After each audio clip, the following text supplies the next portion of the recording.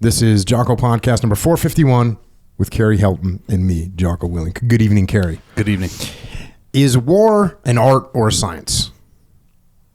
This question has been debated amongst military professionals and academics alike for centuries. And there's good cause for debate. On the one side, the science of war is evident.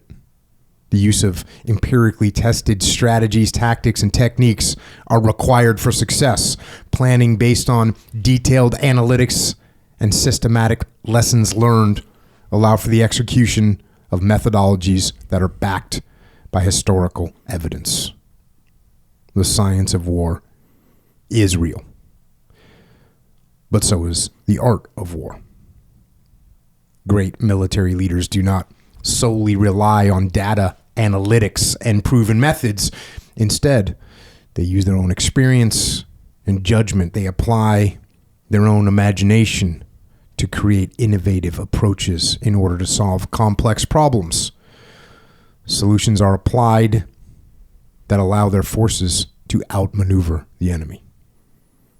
So, solid arguments can be made for both cases, but in my estimation, after decades of studying, training for, or fighting in wars, war is actually both an art and a science.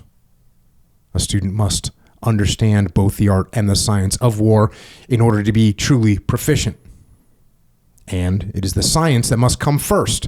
In order to break the rules, a warrior must first know the rules. In order to utilize the freedom granted by creativity and imagination, you first must master the fundamental discipline of combat. The same is true for the incredible skill of Jiu Jitsu, which I have also had the good fortune to study, train, and fight in for decades. With both these fields, the science must come first. In war, it is impossible to create an unexpected attack if you don't understand what is expected. You cannot deceive the enemy if you do not understand what it is he anticipates. And you cannot foil an attack with an innovative defense if you do not foresee the attack in the first place. In order to create, fundamental frameworks must be understood. The same is true in Jiu Jitsu. While creativity and innovation is treasured, they cannot exist without a solid comprehension of the fundamental concepts, positions, and progressions that are the building blocks of jiu-jitsu. Only when these essentials of the science of jiu-jitsu are understood can the art of jiu-jitsu be unleashed. And that is an excerpt of the foreword that I wrote for the book called Modern Submission Grappling, a No-Ghee Jiu-Jitsu manual that was written by my training partner, coach, and friend, Miha Perhavec. And the book captures and explains the fundamental frameworks that I talked about in the foreword, the disciplines of grappling, so that we can develop our freedom. And it's an honor to have him here with us tonight to share his jiu-jitsu journey and his knowledge with us. Miha, welcome. Thank you. Thanks for having me. Yeah, the honor is all mine. Yeah. Well, you sent me a Twitter message that I found recently in 2016. Yeah. Letting me know that you were coming to San Diego and you wanted to train. Yep. And I don't know if I saw it or did I reply to it? No, I don't think you probably so. didn't see it. I didn't, but I found it. I was looking for something else the other day and I found this old, because I didn't meet you until 2021. Yeah, in real life. 2022 maybe. 2022. Yeah. So it's just a little follow-up. You did some follow-up. Mm-hmm. You basically I came just to my gym. showed up at your door. Right on. Well, before we get into the book, which is outstanding, and I think it's going to help a lot of people at every level of jiu-jitsu, let's start with your whole gig, because clearly your name's not American. And I guess it's weird to say American name. Is that such a thing? I mean, because we're all from all over the place. Carrie Helton. Is that an American name? Yeah. Even though it's grounded in what? Sounds a little Irish. It's grounded in a freaking head shake over here. It's grounded in don't know. Well, my father's side, I had no idea, but my mother's maiden name is Strohmeyer, and that's obviously German. Yeah, I guess.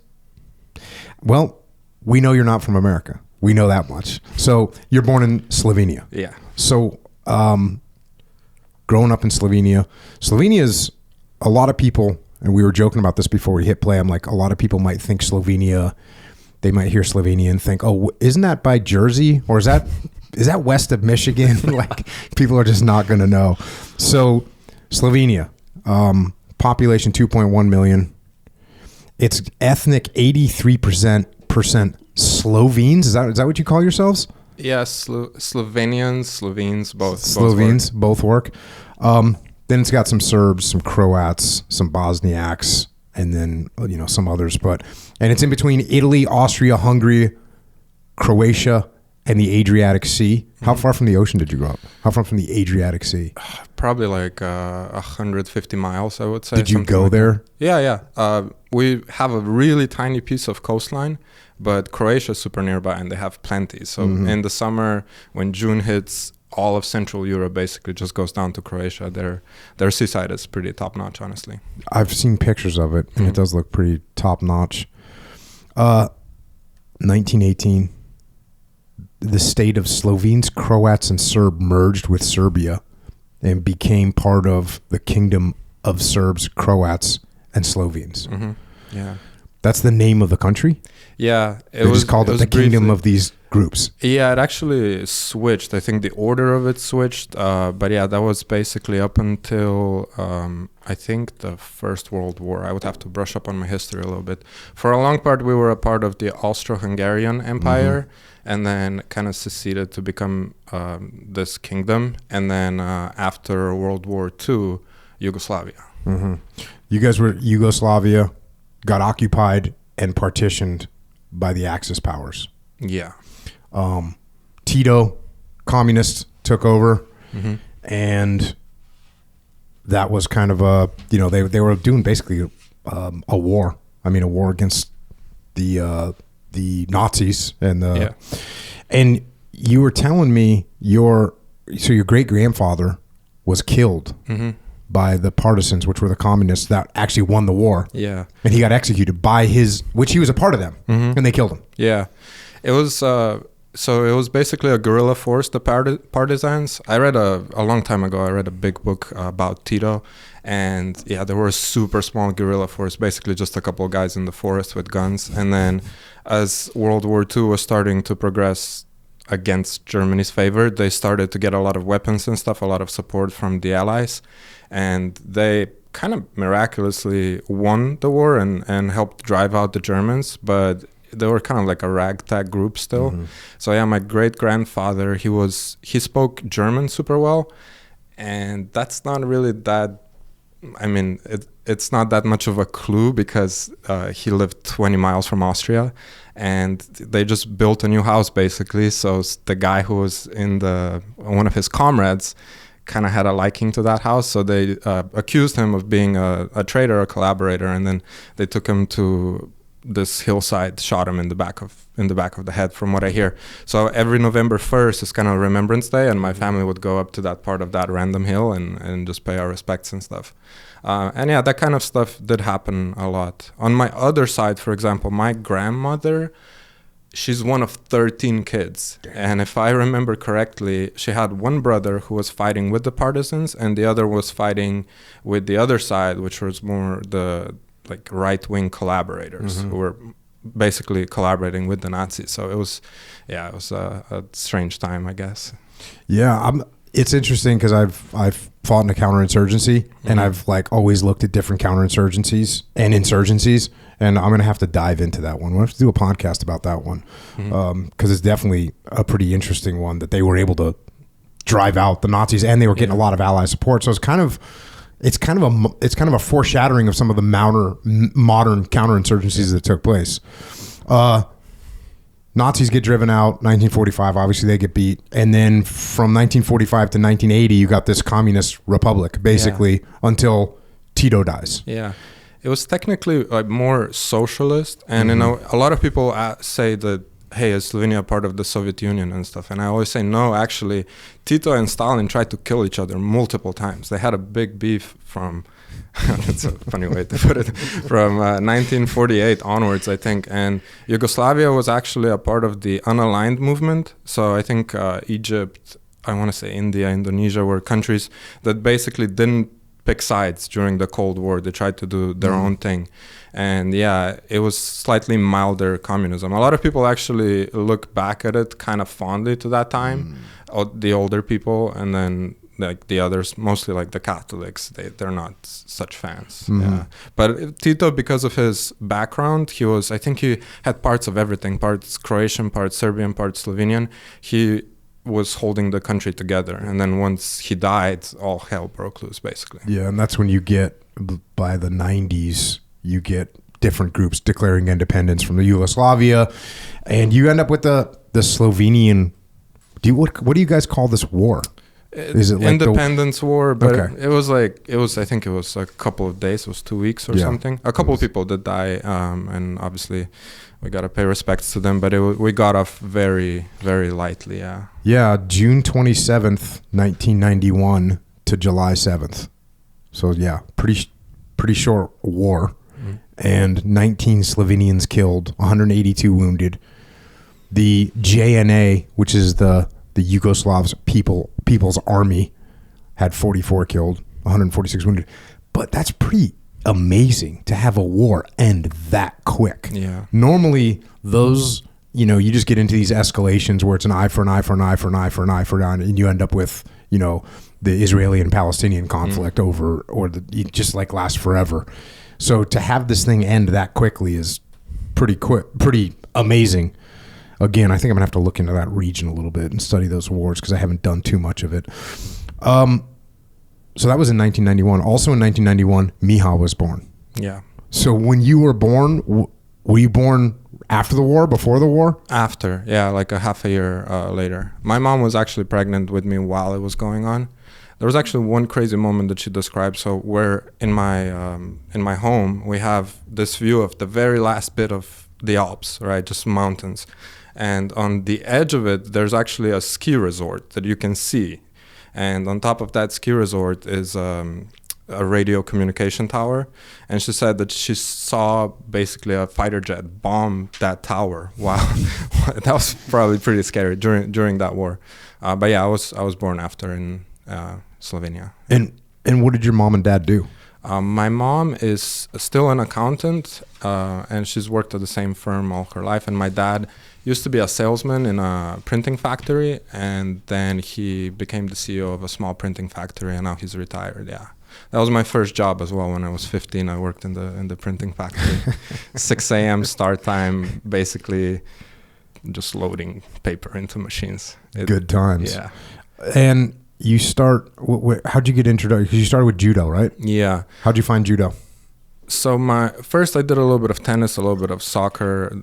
Wasn't that good at either. And then I think a family friend of ours did Judo. So my dad took me to the police station in my hometown. And the town I was born in, Kran, it's the 4th largest city in Slovenia with a whopping population of 50,000 people.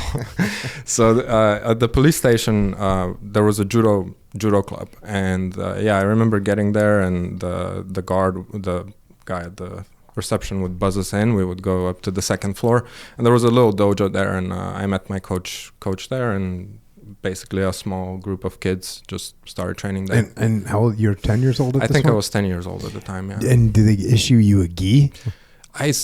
One way or the other, we procured the gi somehow. Yeah, I think they gave it to me or something. There was no like, hey, just train a little bit without a gi. No. That's not really a thing with Judo. No, not really. No, we started with the gi right away, yeah. I kind of got into no-gi a little bit just from the fact that I would train with other SEALs, and I wasn't going to be like, hey, wear a gi. I would just be like, yeah, we'll just wear your t-shirt. Yeah. I spent a lot of time training with a t-shirt and cami pants. And then occasionally I'd be like, oh yeah, wear your camouflage top. Yeah. But that was kind of weird too, because it has buttons on it. It was just, but I kind of always had a little bit of no-gi experience just from training with t-shirt cami pants which is kind of a hype uniform, to be honest with you. It's sort of like an action movie. So are you into it? Is it addictive? Is it like hit you with the bug? Like jiu-jitsu hits people with a bug? Yeah. Did you get submitted? Did you get choked? Not for a long time. So I didn't see my first submission until 15, 16. They didn't show submissions right away. Just a lot of throws, a lot of drills, and then a lot of games because you're a kid. But I remember progressing through all the belts. So white and yellow, yellow and orange, orange and green, blue, brown, black. Yeah. No purple belt in judo? There's no purple belt, no. So yeah, I just... So did jiu-jitsu jack those kids' belts?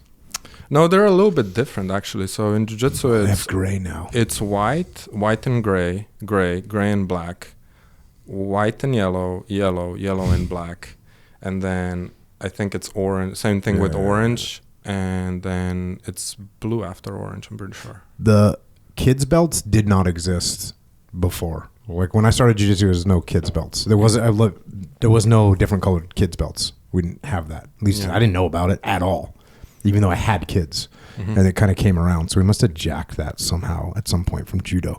So you're doing all just takedowns? Yeah, mostly takedowns and pins on the ground.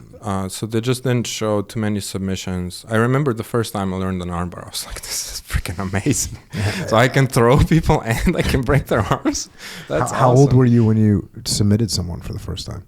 I think probably around that time, like 15 years old, yeah. So that's like 5 years of training. Yeah. And judo is, compared to jiu-jitsu, it's honestly like pretty boring because there's a lot of drilling, just a lot of entries, a lot of uchikomi is what it's called. And then nagekomi is just practicing throws over and over.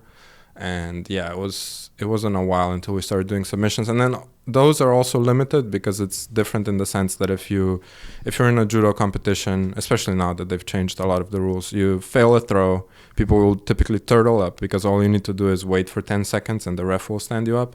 So really you're limited to like a clock choke, which is very rare in jiu-jitsu. You can do you can pull out some arm bars and then some triangle chokes that we don't really do in jiu-jitsu too much. That's all you're gonna be able to pull out. And you got to pull them out in 10 seconds? In 10 seconds, yeah. It's pretty difficult, yeah. Is that a new rule?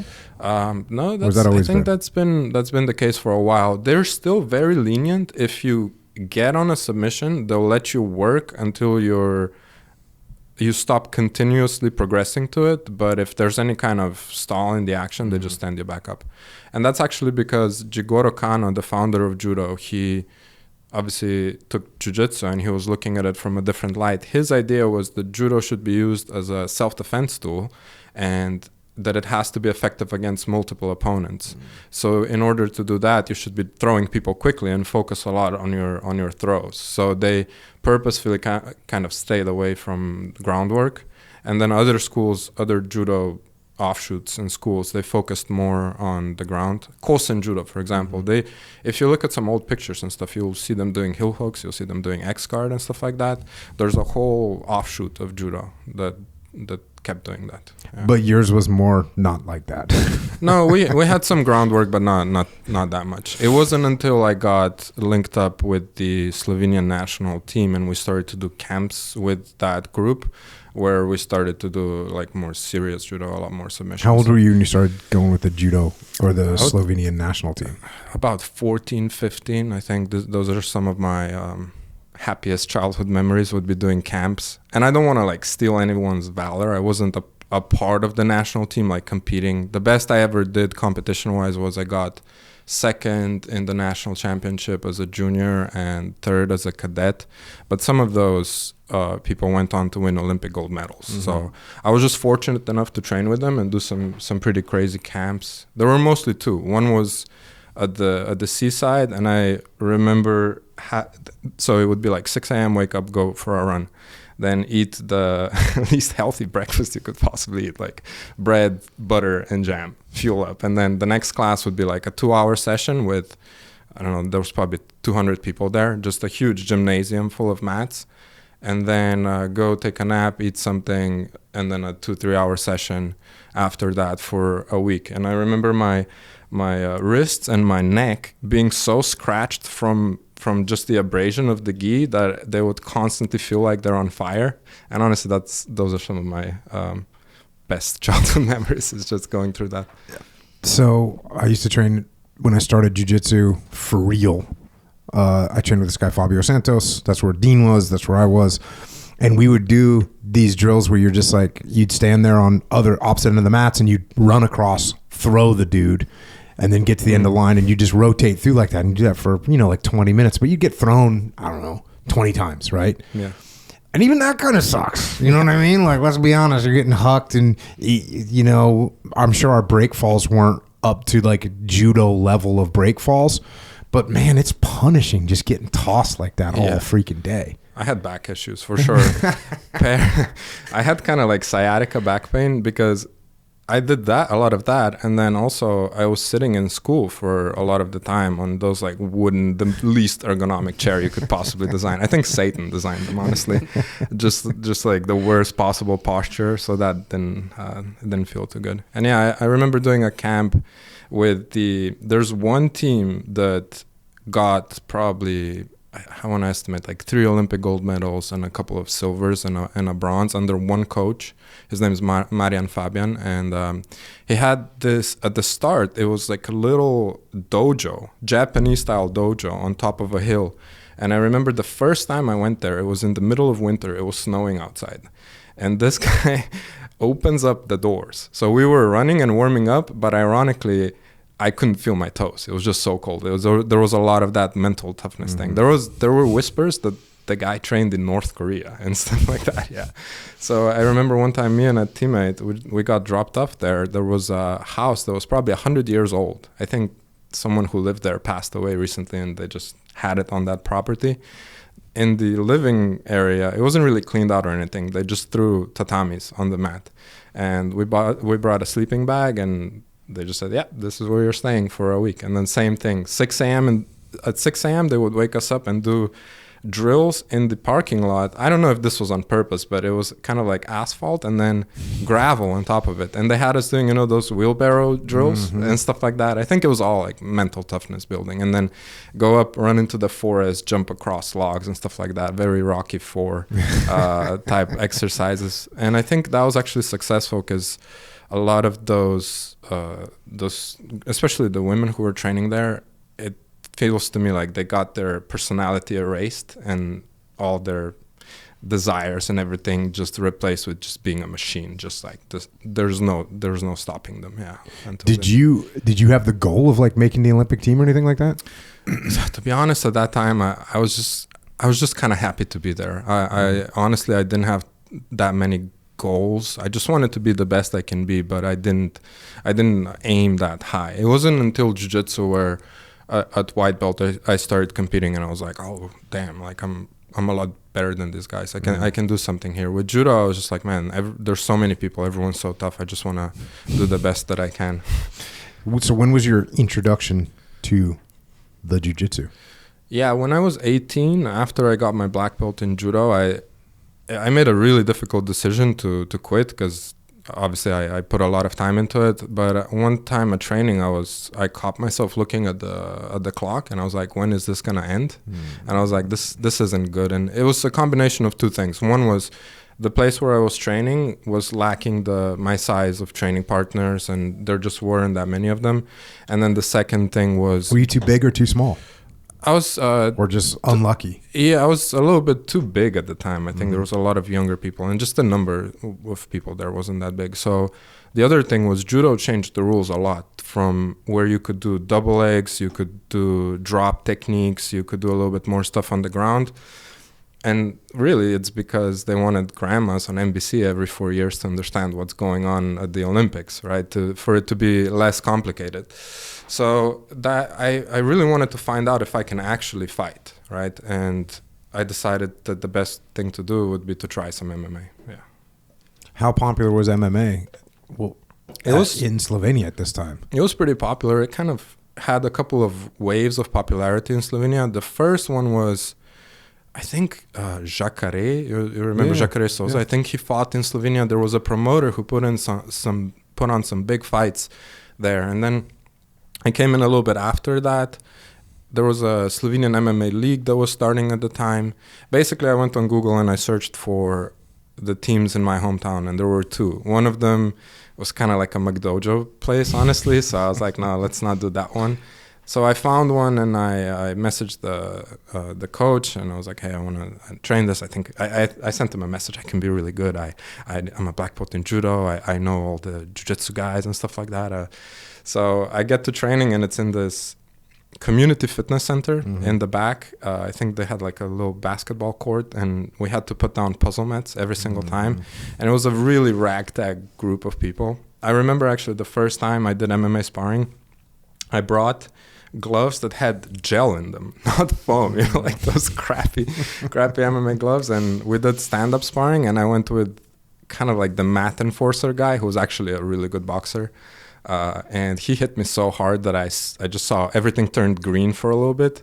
And the next day, I actually had the high school final exams in my school. Thankfully, it was history, which I'm good at, so I still did well. But I remember just coming home. I was planning to study. I just went to sleep. I was like, I probably got a mild concussion going on. But that team did, I think it had 3 classes a week at the time.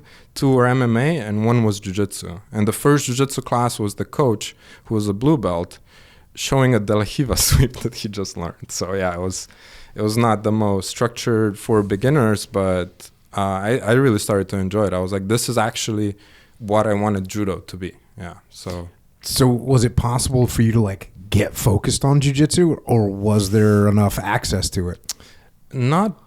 I couldn't really get too focused on it. I think the schedule expanded a little bit, but my focus was split at the time between competing in MMA and jiu-jitsu. I would basically compete in whatever was coming up. So for the first 3 years, I was training maybe 3-4 times a week, and then doing some like weightlifting on my own. But yeah, I was competing in both. So yeah. So what was your first? What did you compete in first, jiu-jitsu or MMA? I think it was actually jiu-jitsu, and I competed at the same time in MMA that had a rule where there were no strikes to the head, which I don't count as MMA. That's some weird jiu-jitsu. But yeah, I had both my first jiu-jitsu match tournament and my first MMA fight were kind of crazy stories. For the jiu-jitsu match, it was in Serbia. It was in Belgrade. And I was competing in white belt. I didn't actually know. I think now, if you're here in America and you're like a black belt in judo or a wrestler, you have to go start at blue belt. So I signed up as a white belt, and they call my name, and then they call the other guy, and he's Serbian. And there were a couple hundred people in the stands. We're the first match. So they say my name, they say his name, and they say that he's from Belgrade. And the stands just go crazy, like hooligans. They're like, they start cheering, they go nuts. And I'm like, wow, I did not expect this. But then the match starts, I get grips, and I threw this guy with the harai goshi, which is one of the most high amplitude throws you can do. And just the entire place went quiet. Just like, you could hear a pin drop. I was like, all right, yeah. And then I remember winning that tournament. In the final, I think I scored early on. And then the guy had me in a triangle for 4 minutes, and I could see the tunnel like closing, but I just had enough space to survive, yeah. So you won the big white belt tournament. Yeah, I won right off the bat. I was super proud of that.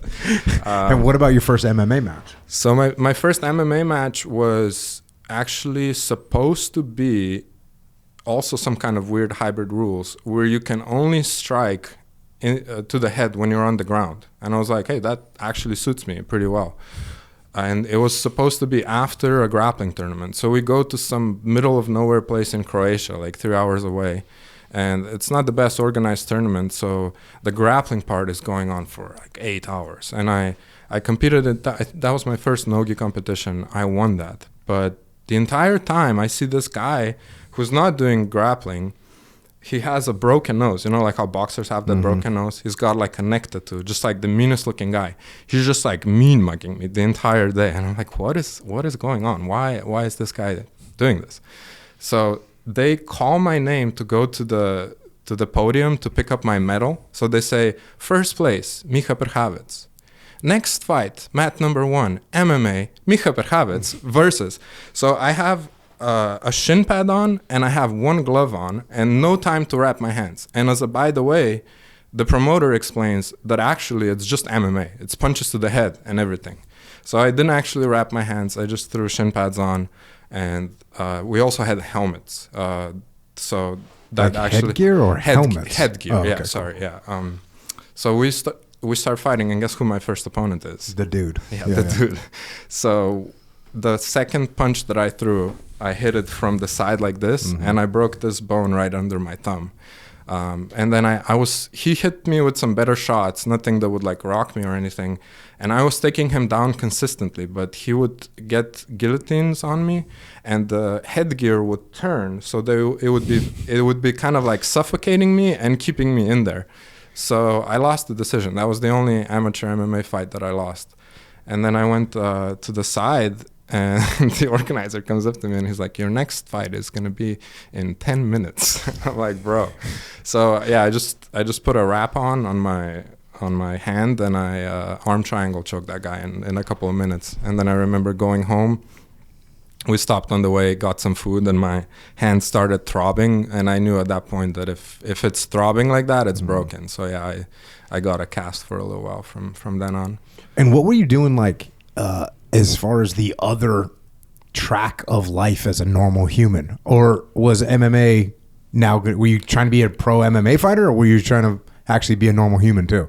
So I've always had this strategy. I don't know how good it is, but I've always kind of hedged my bets a little bit, and I was doing that with school.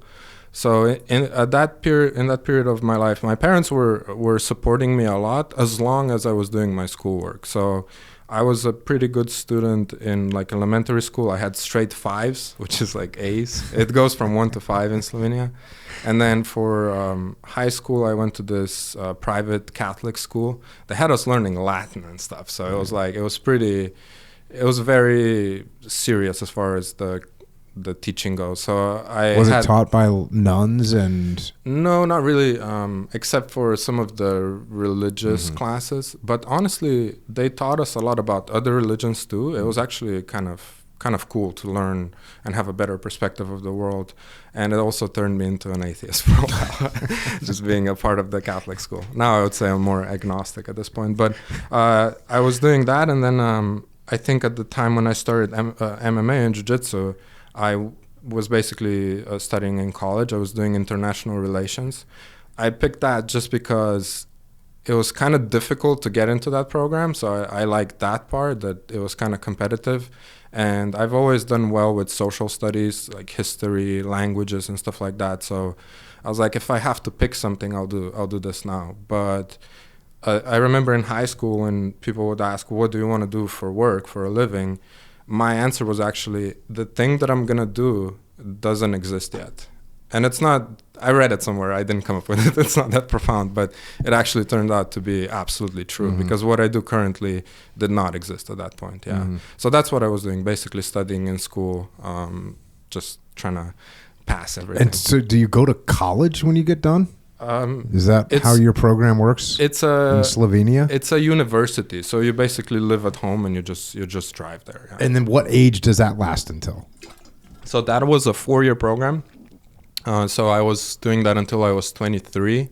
Okay. In 2013, when I was a blue belt, I realized that the level of competition and my training partners, they weren't as competitive as I was, because I had the ambitions to be. After I did my MMA, like 12 fights, I won 11 of them after that loss. And I had to make a decision. Do I want to go pro MMA, which I'm going to get sent to the Shadow Realm at least once or twice? Or do I want to, because I really wanted to do something with my mind later in life. So that was kind of precious to me. And around that time, I was starting to see that Jiu Jitsu is becoming a little bit more professional.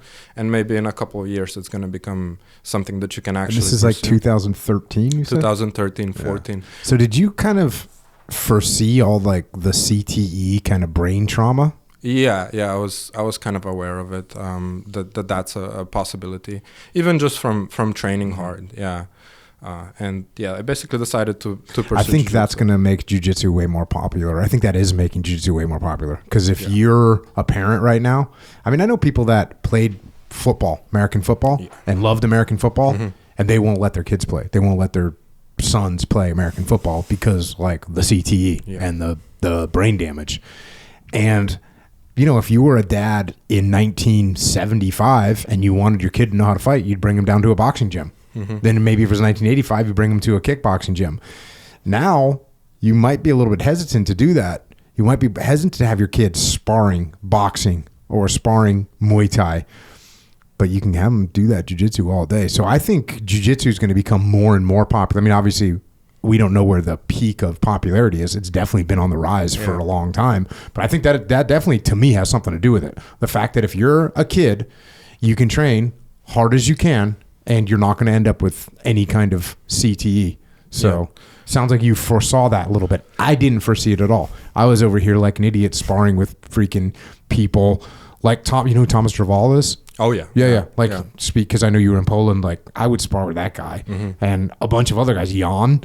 Like, dude, those guys were Yeah. Oh, yeah. Yeah, Wow. he did camps out here. Wow. He's I mean, awesome guys. Yeah. But, like, to be sparring with those guys. And I think by that time we had moved to using big gloves. And a lot of times I would be sometimes I would be the grappling part, you know? So we'd have like a striker do the striking, and then a wrestler would get in there to get the takedown, and then I'd kind of be, but still we're hitting each other on the ground and all that stuff. So I took some blows from them boys. Not to mention, I don't know how many rounds of MMA sparring I did with Dean Lister and Brandon Vera. I mean, back in the day, and we did it with little gloves. Like that's what we did. And I took a lot of shots to the head. And it wasn't until, probably when Jan and those guys and Thomas Draval, we started using big gloves more. Part of it was like, bro, you have Thomas Draval or Jan freaking hit you in the head with small gloves. Said that, tighten that shit up real quick, boy. Yeah, I think it still ended up working out for you because you are about as sharp as these knives here. But I think it's definitely a risk, you know. And jiu-jitsu has a lot of the components that you would look for in MMA as far as like mental toughness goes. And hey, if you want to get bonked on the head a couple of times, it will happen too. You know, like you'll get kind of, I don't know, like you'll hit the mat here and there. So yeah, that was a decision I made. And 2013-14, that was around the time when guys like Keenan were coming on the scene and showing that there is a path toward professionalism. So at that time, I was looking for a way to train with better people, and I found that my school has this program. It was called Erasmus. European Union organizes it to promote diversity and merging of cultures and stuff like that. Basically, it's a subsidized party for people.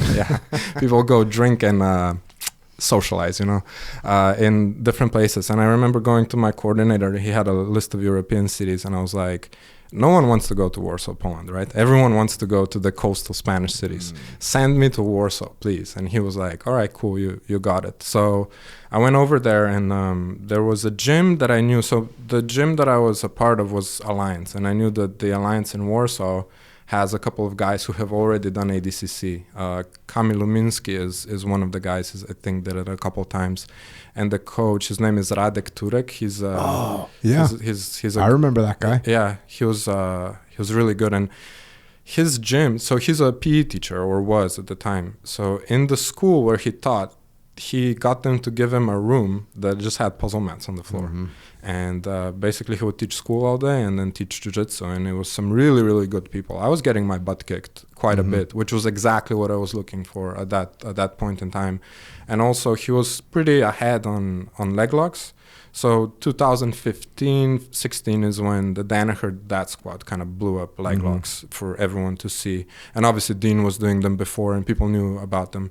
Those guys had a lot as well. And then even Wormguard, for example, when Keenan started debuting that, in about a week, we were learning that from Radek. So he's kind of a socially a little bit peculiar guy, but as far as like knowledge goes, that was really, really good training. So for a year there, I was mostly ignoring a lot of the partying, training twice a day, and my grades went up because the standard dropped a lot for like everyone to do well, and my grades went way up, and that was where I finished my bachelor's degree, basically. Didn't you get your ankle broke or something in Poland? Yeah. What happened with that? So The classic mistake? Wasn't it the classic someone crossing of your feet? made it for me, actually. So it was this tournament. Remember when Abu Dhabi was doing those tournaments where they did trials for the Gi World Championship, and they would pay your trip out to Abu Dhabi? Mm-hmm. So I was doing one of those. I think I won my division, and then there was the absolute division, which was the one that actually paid for the ticket. And in the first match, I'm fighting this Italian guy, and I took his back. I didn't cross my ankles. I knew not to, but I had my feet kind of stacked on top of each other. And this guy did something I've never seen before, I've never seen since. He leaned forward, he kind of pushed my legs, crossed them for me, and as he did that, immediately he had the legs crossed over. So he just hips in, and there's just this loud pop, and I see the ref is holding his head. He's like mouth open. And I opened my mouth to scream, but I realized that would be a verbal tap just when the sound was about to come out. And I kind of gritted my teeth. I pulled the leg out, and I just got my hand up the collar, and I bow and arrowed the living hell out of this guy. And then because I was kind of broke at the time and I really wanted to go to Abu Dhabi, and because that in the finals of that tournament? It was the first round. So I had two more matches. It might have been the second round. Did you pull guard or something? Yeah, I taped my ankle. I could still walk, so I was like, probably a sprain. Turns out broken fibula, but it's not a weight-bearing bone. So I taped my ankle, and in the next match, the guy's passing my guard. He's actually a really good black belt now, a friend of mine. He goes past the guard. He falls into a reverse triangle with the broken leg on top, safe. So I squeezed that, and he taps. So I win that match, and I'm like, this is wild. And then the next match was 6 minutes, and I just couldn't do much to the guy, but I lost on points. I think he had another match after that, so it would have been hard to win. But it was honestly a pretty good experience in hindsight, because it's a good story that I got out of it. And I also learned that in those situations, if I have to fight with a broken bone, I can totally do it. And I learned a lot about the mental toughness that I can call upon if I absolutely have to. And then after I remember just being at home with a cast, so I would just mix Greek yogurt, protein powder, and I got a pull-up bar. I got freaking jacked. My upper body was huge after that. Yeah. And so what happened after? What did you do after you got done in Poland? After Poland, I went back home to Slovenia for a little bit, and I kind of did a little bit of a gap year. I think it wasn't a full year, but I was basically trying to come up with a game plan of what I'm going to do next, because that ended. And that was like a little bit subsidized, I think. So I was doing some weightlifting during the day. I did a couple of jobs during the day as well. And then I would go train, and I started to write a journal during the day, because what I noticed was happening was a pattern of me not feeling good about the situation that I'm in, as far as like training goes and where I'm at, and then going to training, getting some endorphins, and then feeling fine and going to bed and just repeating the cycle. So I started to write down the journal, and I was like, I have to do something to break this pattern and go somewhere else. So I was looking for master's programs, again, to kind of use school as an excuse to go somewhere else. And I was looking at English-speaking countries, and I found Ireland. So before going there, because I knew I was going to need some money, I met this guy online and at some tournaments who ran this company called Yoga for BJJ. His name's Sebastian. And he said, bro, just come out to Norway. Norway has the highest standard of living in Europe. And he said, I'll get you a job at like a cafe or something. You can make decent money, and you can also train here. There's a team called Frontline Norway. Really good team. Eduardo Tetarios, he's the coach. They're really, really welcoming. They have a pretty cool school in a bunker, like a literal, I think it's like a nuclear bunker in a basement. So that was the primary goal, as always. I would do jiu-jitsu first, and then everything else kind of like a second. I went there, basically pretended that I knew how to cook to get a couple of jobs there, which thankfully I really like cooking, so I could pass it off. But got some really good training in, lived at the gym for a little while. And then as I was there, this guy Sebastian, he showed me how his website works and the platform that it's built on. It's a subscription website where people basically sign up to do yoga videos for jiu-jitsu. And I'm not involved with the company anymore. I haven't done it in a little while, but the product was solid. I've always been super inflexible. So it helped me a lot. I think it has a lot of merit. So he showed me that. I remember being there and trying to figure out how this thing works. He gave me the logins. He was like, I need some help. You might be able to help me out. And for 2 days, I was looking at it. It didn't make any sense. I just couldn't figure out how the structure works or anything. And then on the 3rd day, it kind of clicked. So I started to help with him after that. And basically make some money with that, which was much better suited for what I was doing, which was school and jiu-jitsu, and I could make a little bit of money on the side. But at that time, I was also already in a relationship with my wife, so we both moved to Dublin. She went ahead of me, and as you probably know, Dublin is kind of like the Silicon Valley of Europe. Yeah, I've been over there working with companies, and it's pretty awesome, actually. Like, they changed their tax laws and squared everything away. Yeah. And if you want to look at the right way to do that kind of thing, go look at Dublin in Ireland, and they just made the environment very good for business. Yeah. And when they did that, the business just poured in. So California should take a look at those protocols, because right now there's a lot of businesses leaving California because it's not a very friendly environment for businesses. And even though you think, well, the state needs money, so we can get more money from these businesses, but businesses go, well, we actually need some of that money too, so we're just going to leave. And that's a lot of what's happening, unfortunately, in California. Yeah. But Ireland did the opposite, and it worked. Yeah, it definitely works really well. The only downside is that the housing market was very saturated because a lot of people were moving there. So Emma found us an apartment that was probably twice as big as this room. I was in my room at home. We have like a 2-bedroom, and I was like, this room plus the bathroom plus the little hallway in between is bigger than that apartment. And it was in a bad part of town. I saw just across the street, I saw a couple of arrests made where there was a drug dealer outside letting people into the drug house. So yeah, not the best place to live, but it was there's a certain point in your life, I feel like, where you really have to put your head down and grind. Some would say that's like basically all your life. Probably, I would agree with that. But that point was where I would go up north to my college, do a couple of classes, and honestly, that master's program, it was international security and conflict resolution. A little bit woke for my liking. So I didn't really pay a lot of attention. I kind of just wanted to pass all the classes because we had one that was called political terrorism. I saw that on the list and I was like, I like that. I want to learn that. And then the guy had us read, like, a full assignment was feminist theory of terrorism. And I remember not reading the material because I was like, I'm not going to read that.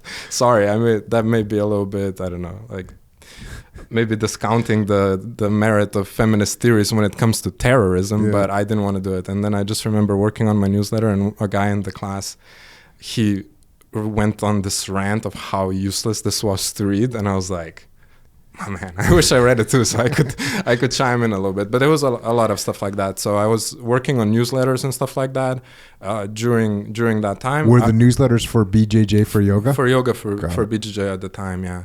And then I would get on a bus. It would take an hour and 30 minutes to get through the entire city, all the way south to East Coast Jiu-Jitsu Academy. That's the best Jiu-Jitsu Academy in Ireland, one of the best in Europe. Darrell O'Connell is the coach there, and it was just super good training. So I would be training with those guys with some really solid sessions, and then I would make my journey back, like 45 minutes up to my apartment, and that was like a pretty. How many? So were you training every day? Yeah, every day. And so you're spending like 3 hours a day transiting? Yeah, I spent a lot of time on the bus, but I could turn on a hotspot, do some of my work, read some stuff on there. Yeah, that was a fun period and how unfun it was. And then the next year we moved into like a proper apartment, got a car and everything. But actually something really important happened then. In 2006, that was 2016, I remember finishing my master's thesis, and I realized that for the first time in my adult life, I can read a book that I want to read. So I got 2 books. One is this one, Extreme Ownership. Right on. The other one was Turning Pro by Steven Pressfield. Okay. And I don't know what was guiding my hand through Amazon at that time, but I think I selected some really good books at the time. And I also that was also when I heard you on, I think, Ferris and Rogan. Ferris. Yeah. And I think I found this podcast when it was on episode 3 or 4. Damn. And I was like, this is exactly what I want to listen to, because not only did I want to hear like more about what you were doing and leadership in general, but especially those episodes where you were going over the, like, I don't know, I don't have any example, like Band of Brothers, for example, or those old school Vietnam War books. As far as entertainment goes, that's what I want to consume, like history, war, and knowledge out of that. Yeah, so probably I don't know which episode is this on, like 450 or something? Yeah, this is 451. Yeah, I would say I probably listened to like 350 episodes of this, yeah. And when you have that much of something in your brain, it reprograms you to a degree, and I would say that it was like a positive direction. Well, that's good to hear. Like, what impact did that actually have on your decision-making process for life? I would say just having a better understanding of how to become even more disciplined, and how to... One of the key components, I think, is just like how precious time is. I know you talk a lot about how you found that when you lost your friends in the war, and how to honor them, you make sure that every moment that you use it in a wise way. I think that was one of the key things. And then right now I'm involved in a company that has a lot of employees. So I mean, for a jiu-jitsu company, so leadership is obviously really important. But at the time, it was more like the personal development and growth. And I think one of the most important things that you can get from this podcast specifically is some of the things that are in between, like scenarios, how to interact with people, and just like how to be as humble as possible, which I'm still very much working on. So then you get your master's degree. Mm-hmm. What's your next move? What do you do? So the next move is what do you go and take ownership of in the world? Yeah, nothing really. My suitcase. So after that, my wife and I basically embarked on a 2-year journey around the world, where we were just traveling basically all the time. So the reason behind that was my parents, they took me and my sister to a bunch of different places during our childhood. So my parents are very middle class. They've never upgraded their lifestyle, their house, their cars. They spent all of their extra income, the right amount, on traveling, right? So I think before I ever moved here or traveled through America myself, I've already been to like at least 15 states. We went to America 3 separate times just as tourists. I've been to every continent with my parents except for Antarctica, basically. So we traveled a lot, and I always wanted to see the world and go to a lot of different jiu-jitsu schools. Again, the traveling was an excuse to do jiu-jitsu with a lot of people, because I imagined that my wife and I are going to have kids, and then traveling is not as fun with your kids until they're a certain age. So basically, we started in Miami, spent a week training there at Fight Sports. Then we went to Costa Rica. Then we went to San Diego. That's where I met Keenan for the first time. And Sebastian from Yoga for BJJ introduced me to Keenan. And Keenan had a company called Keenan Online, subscription website for jiu-jitsu videos. So I started to help him out as well. And it did really well. So we had a relationship where I could pay for the entire trip by basically being a digital nomad and working on my computer. So when we were here, that's when I trained at Atos with him a little bit, and then we went all across America before getting on a plane and flying to New Zealand. That was a stop as well. When you met Keenan, did you guys like have like an immediate kind of bro out kinship? Yeah, I wouldn't say bro out, but we definitely... Keenan's kind of like, he's an interesting guy. He's not the most social. When he is social, he's like so cool to interact with, but he does enjoy his like private time as well. So in the beginning, I think it was more of like a business relationship. At the time, he was also training so hard and competing so hard that was basically all he was doing. And then he was kind of holed up in his apartment, just trying to recoup himself to the point where he could go battle again. So my job at that time was to get him out of the apartment and into the studio to film content and to promote it. But then after, I mean, we definitely became really good friends as we continued working together, which I think now is like on year 7, 6, something like that. Do you remember the stuff he was doing with Echo back in the day? I remember. Like it was actually funny-ass it was videos? some really good stuff, some Yeah. really funny stuff. The one where he went to Shanji's house, which might be Echo's house or something. Yeah, that was some really funny stuff. Yeah, it's because I was kind of like adjacent to that, right? Because I was friends with Echo. Like Echo was one of my main training partners back then too. Like even, well, I guess no. At that time, we were doing the podcast. I don't know. Were those Keenan things predating the podcast? I would believe. I think they were. Yeah. I think I think so. They were. So Echo and I were friends, but like he was more kind of in the scene of things, than I was. I was not. I was doing more like what Keenan was doing, which was hiding from people and just training.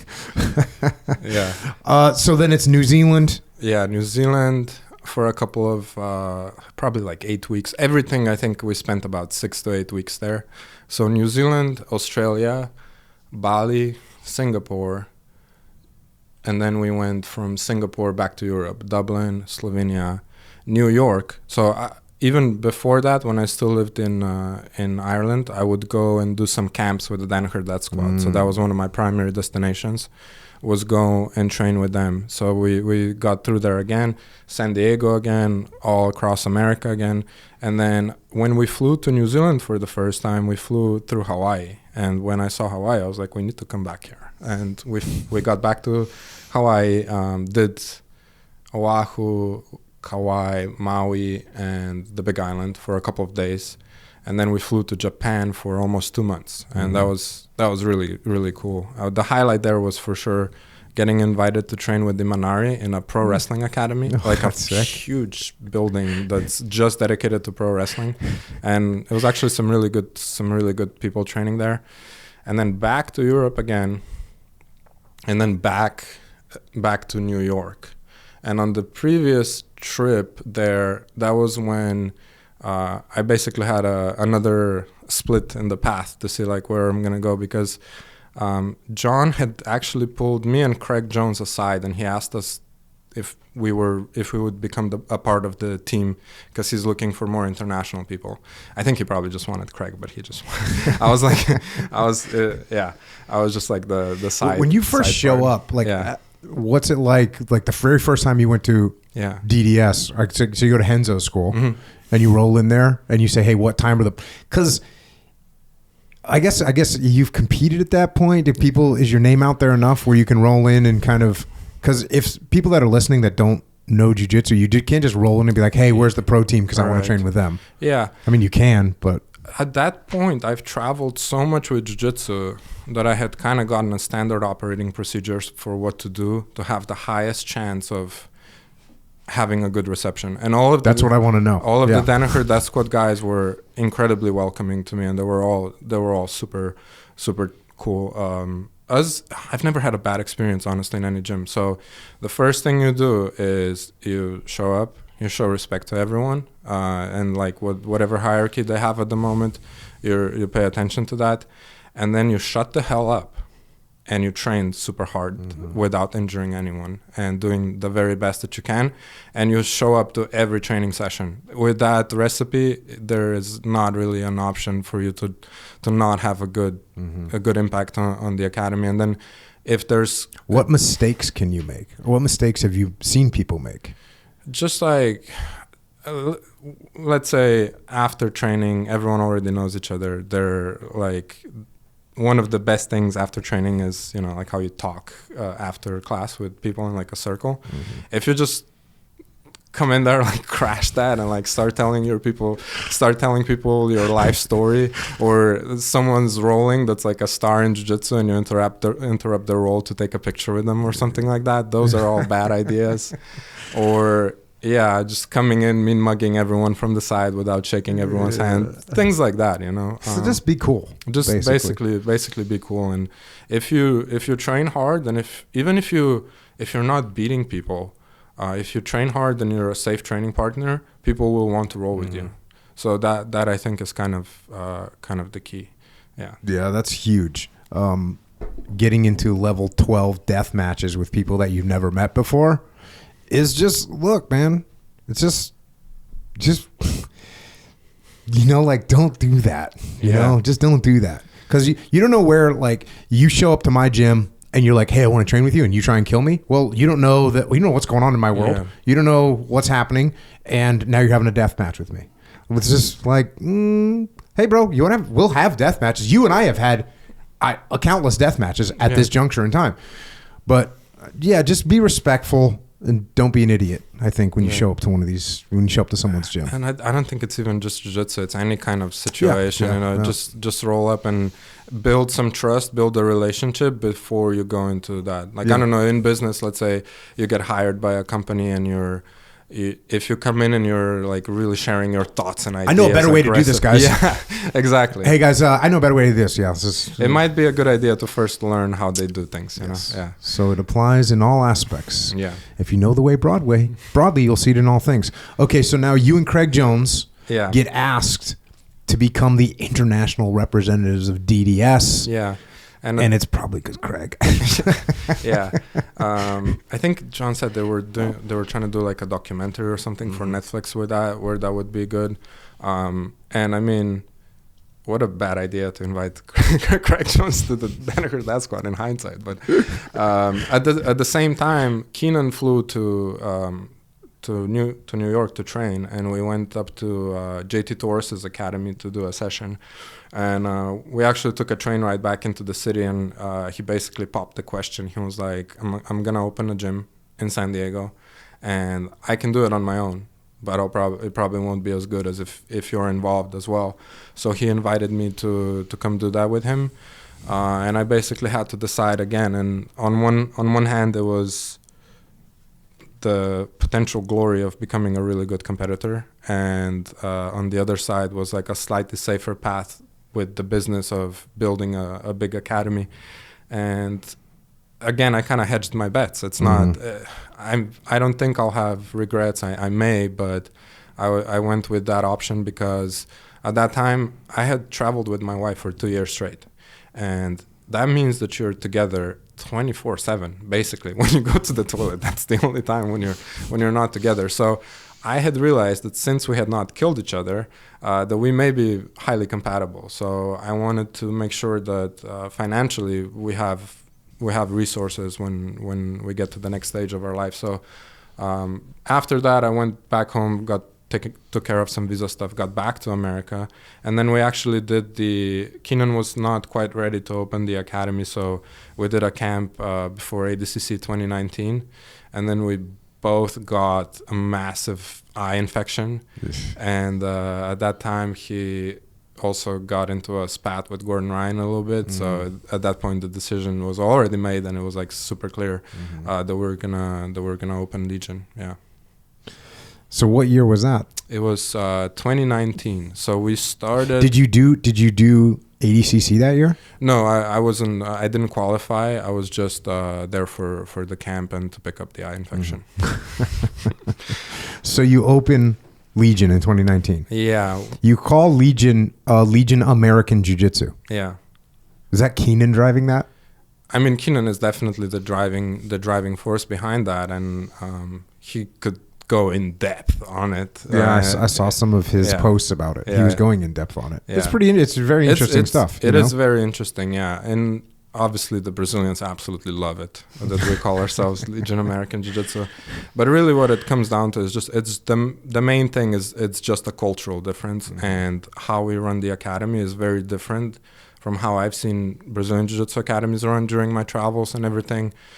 And it's just, the main thing is, with Brazilian Jiu-Jitsu academies, they're very hierarchical. So there's one person at the top, Marcelo de Galvao, Pereira, Souza, whatever, the guys at the top. And then everyone has to call him master.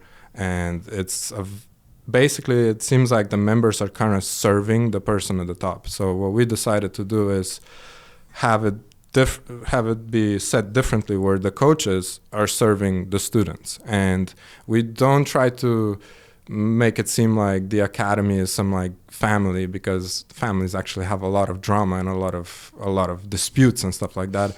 It's a business, and it's not, I don't think that's a negative thing to say about it. It just means that we provide a service with the highest possible value to our members, and our instructors are coaches. They're not masters, professors. That actually kind of makes me cringe if someone comes in from another academy and calls me like professor or whatever.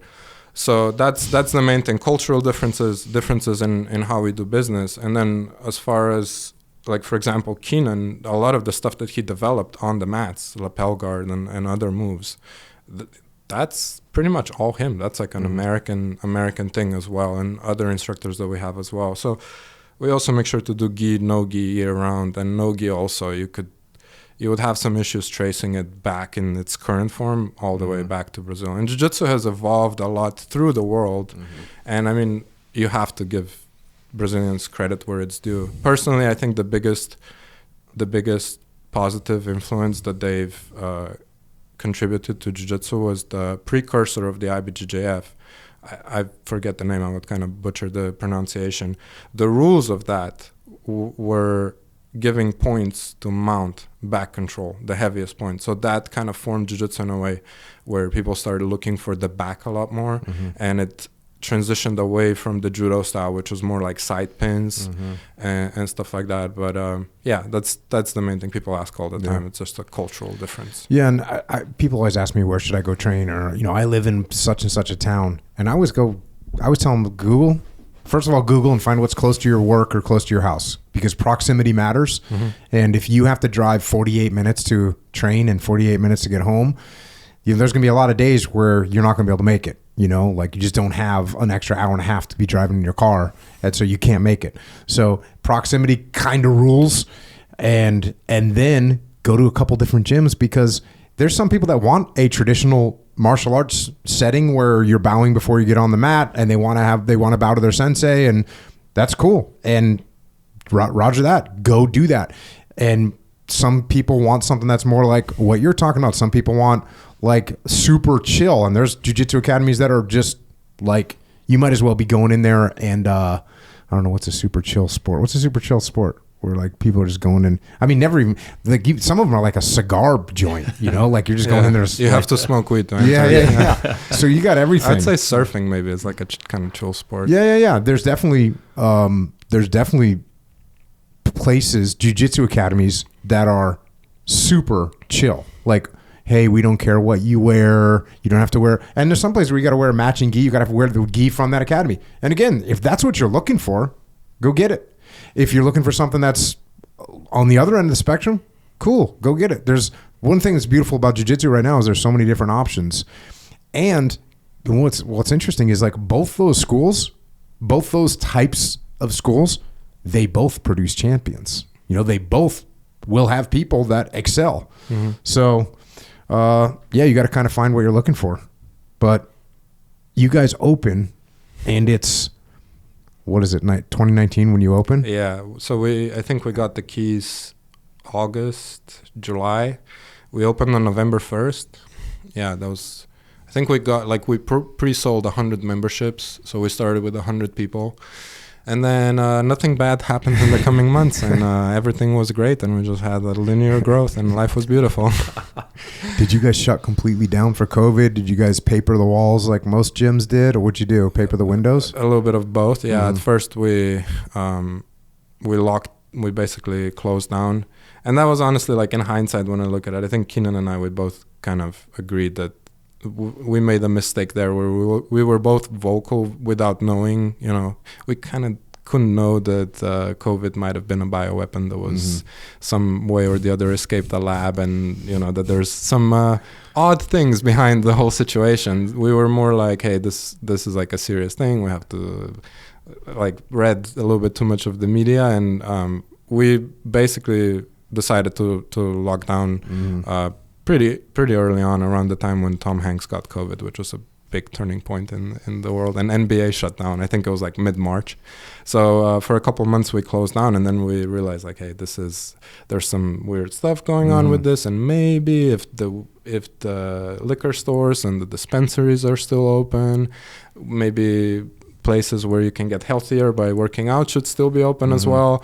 And a lot of our members were asking to train. So yeah, we put some stuff on our wall, on our windows, but honestly in our location no one was really bothering us too much. So yeah, in hindsight I definitely learned a big lesson there, which was stay quiet until you know what's going on. And now from then on, anything that's like political and stuff like that, I don't voice my opinions publicly anymore. Yeah. Unless I think there might come a point with something where it's going to be worth talking about it. But yeah, that was definitely a mistake. Oh, were you like talking about it a bunch? Not a lot, but I definitely expressed my opinion at the time based on the information that it's like probably better to close down for, you know, whatever, flatten the curve or whatever was the line. But yeah, not since then. Yeah. Yeah. There's I think a lot of people learned a lot of lessons around that whole thing.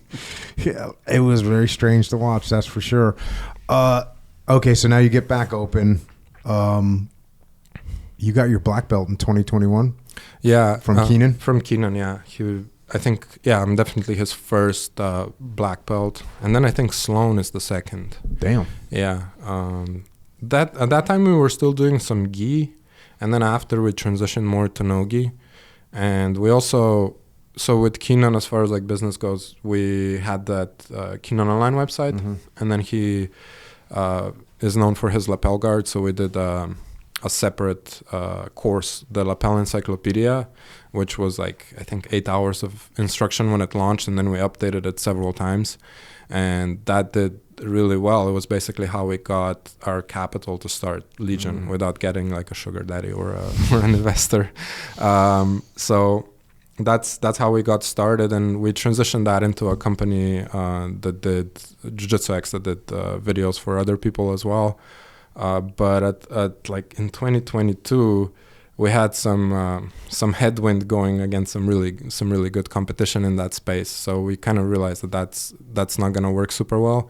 And at that point, I transitioned from doing like a lot of digital stuff for that company to looking at Legion, which was doing really well, kind of not because of our efforts, but despite our efforts. We were just kind of like, you know, we had the classes, we did things in the way that we thought was good, but not really putting a lot of thought and effort into it. So at that point, I took a month where all I did besides training was looking at what is the best thing that we can do to grow Legion more and faster and make it better for people. And I realized that the free trial system that everyone's doing might not be the best idea. And that everyone's doing it because everyone is doing it.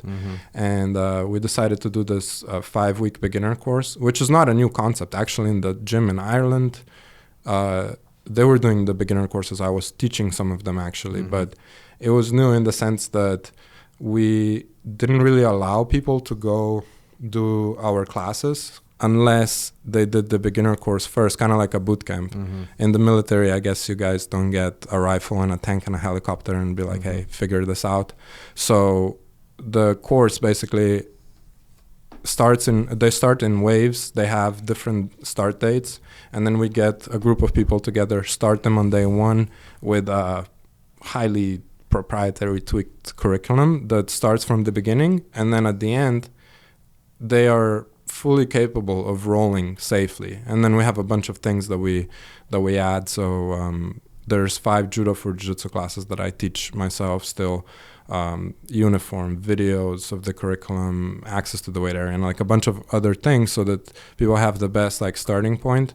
And just right now we're actually doing our 50th course. So we've been doing that consistently for 2 years now. And that's been, sometimes I ask myself what would happen if we didn't do that, because we would kind of be like every other jiu-jitsu only academy. So that's been working out super well, because all of our students that graduate from that, they go into the next courses and they have this basic knowledge, plus the instructors in the other classes, they don't have to go to a new person and explain how to shrimp or how to fall or what mount is. They all come in with that knowledge, so it's pretty efficient. And I like to basically explain it as the Legion, for example, the Roman Legion, one of the best fighting units of all time, and they fought all kinds of different enemies across Europe. In Britain, they had guys with chariots. In Germany, they fought giant barbarians. In Parthia, they had guys that were like horseback archers. In Greece, they had the phalanx and so on. And they won most of those battles, almost all of them.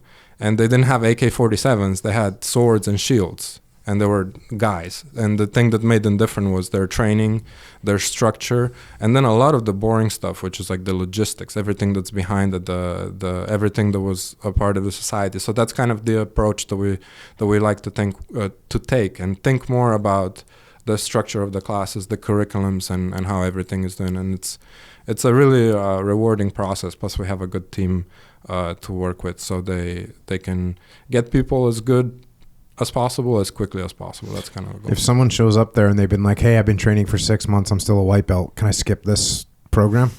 We would basically do an evaluation or typically take their word for it, and then they can go into the fundamentals class, because I would say that the 5-week course is about equivalent to 5 weeks of training twice a week at a more unorganized program, because I used to teach a lot of those courses. I can't make all of them anymore, but when I make sure to come to the last. How many times a week is it? It's 2 times a week, plus the third class is the judo class. So the 5 judo classes are there so that we can teach the ground positions and still have a lot of takedown skills, because that's how people get confident. Plus, let's say someone does the 5-week course and they're like, I don't want to, the jiu-jitsu is not for me or whatever. If they get jumped in the parking lot right after the course, they have a much better chance of defending themselves. So that's why it's in there as well. So yeah. So if I show up and do you test me? Do you like, hey, let's roll? Typically, no. We'll like believe people, but then the coaches will be kind of paying attention to how you're rolling and maybe suggest like going and doing the course. What if I'm super fired up and I want to train 5, 6, 7 days a week? You'll still have to do the beginner course first. And like if you're super fired up, let's say at week 3 or 4, we might give you a pass to go into the other classes. But we have like, there's one guy. What if I wrestled? You still have to do the course. Actually, like sometimes I will, if I'm in the right mood, I will roll with people like that. The other time I had a situation at Open Mat where there was one of our members was like, hey, Miha, I've got this guy here. He's a friend of mine. He wrestled before. He did a little bit of jiu-jitsu, and I've been telling him to sign up, but he doesn't want to. So he said kind of, like tell him some things that will convince him. And I look at the clock and it's 4 minutes 20 to go. And I look at him and I say, hey, instead of me selling you on a membership or whatever, let's roll. And if I tap you 8 times in 4 minutes, you sign up. And he looked at me, he looked at the time, and he was like, he shook my hand. Yeah. It took 2 minutes and 20 seconds. Yeah, I was just like, basically just like going as fast as possible, not as hard as possible. Just like I realized that he was shooting single legs, so it was like 3 kimuras and a couple of footlocks and stuff like that. But sometimes for wrestlers, for Marines, for people that are a little bit more gung-ho, that is actually a really good approach. You have to have a hands-on approach and explain, that there's something they can gain. But we have a guy who he wrestled before. He did CrossFit. Like I've seen videos of him lift clean and jerking like hundreds of pounds. And he came in and did the beginner course, and then he went into the other programs. A little bit more No-Ghee focused now. Got his blue belt in 6 months because he went to a tournament and he I think he submitted 2 purple belts. So we were like, for the sake of all the white belts, you should do this. But he was a good example of someone who still benefited from doing the course. And it's also good if you want. I've seen a lot of people go super hard and then kind of burn out or get injured. So sometimes it's better to hold people back a little bit, and then when they understand how everything works, unleash them to go twice a day or whatever. So did this lead into you writing the book? It definitely helped. Well, what was the genesis of the book then? So one was just wanting to encapsulate everything in a similar way that we'd done with the beginner course for No-Ghee. The other was a little bit of hubris, honestly, because I was looking at all the books that exist right now, and I didn't see anything that I liked too much. A couple of books that have been very well received and are quality, but a little bit outdated. So I was a little bit like, if not me, then who's gonna write this? And also, I think I've listened to you talk about writing a book before, and it was kind of like, it was a little bit dismissive in a good way of how everyone has an idea, everyone wants to do something, but no one really does it. And I think you recommend writing 1,000 words a day. 1,000 words a day. Yeah, I went 500 words a day at the start, because one book that I like a lot is Atomic Habits. It says make the habit like as easy as possible. So I did that, and the first month was just useless. I discarded everything. It just sucked. And at first I wanted to write a book about Gi Jiu Jitsu. Then I wanted to write a book about transitioning from Gi to No-Gi to be a little bit more specific. And then I started writing that, and at some point it kind of like dawned on me that this book would be better off as a manual, as a general manual that goes over all of No-Ghee. And the key thing was what not to include, because this book could be an encyclopedia, like it could be a shelf of books, if I tried to include everything. So that was the main challenge there. And yeah, it kind of this guy Stephen Pressfield who wrote those books, I've been listening to them again, and he kind of speaks a little bit, it's a little bit metaphysical. He speaks about the muse and how like the muse will come in and tell you what it needs to be. That's basically what happened with the book. The main thing was he has this concept of resistance and using resistance as a guiding force. And whatever you don't want to do, whatever seems hard, is probably the thing that you have to do. So once I realized that this is going to be really difficult, because I didn't want to write the book and not do research. Because let's say I put in an anaconda choke. Maybe the way I do the anaconda choke works for me, but like, what is the universally most accepted way of doing it based on like high level people, and what was the best for everyone? So I had to do research of like matches, some instructionals, to make sure that every technique was solid. And then there's some things like passing, for example. I have my passing style. The body lock pass is not a part of it. So I have to do enough research to make sure that I include the right thing for body lock passing, despite not doing it too much myself.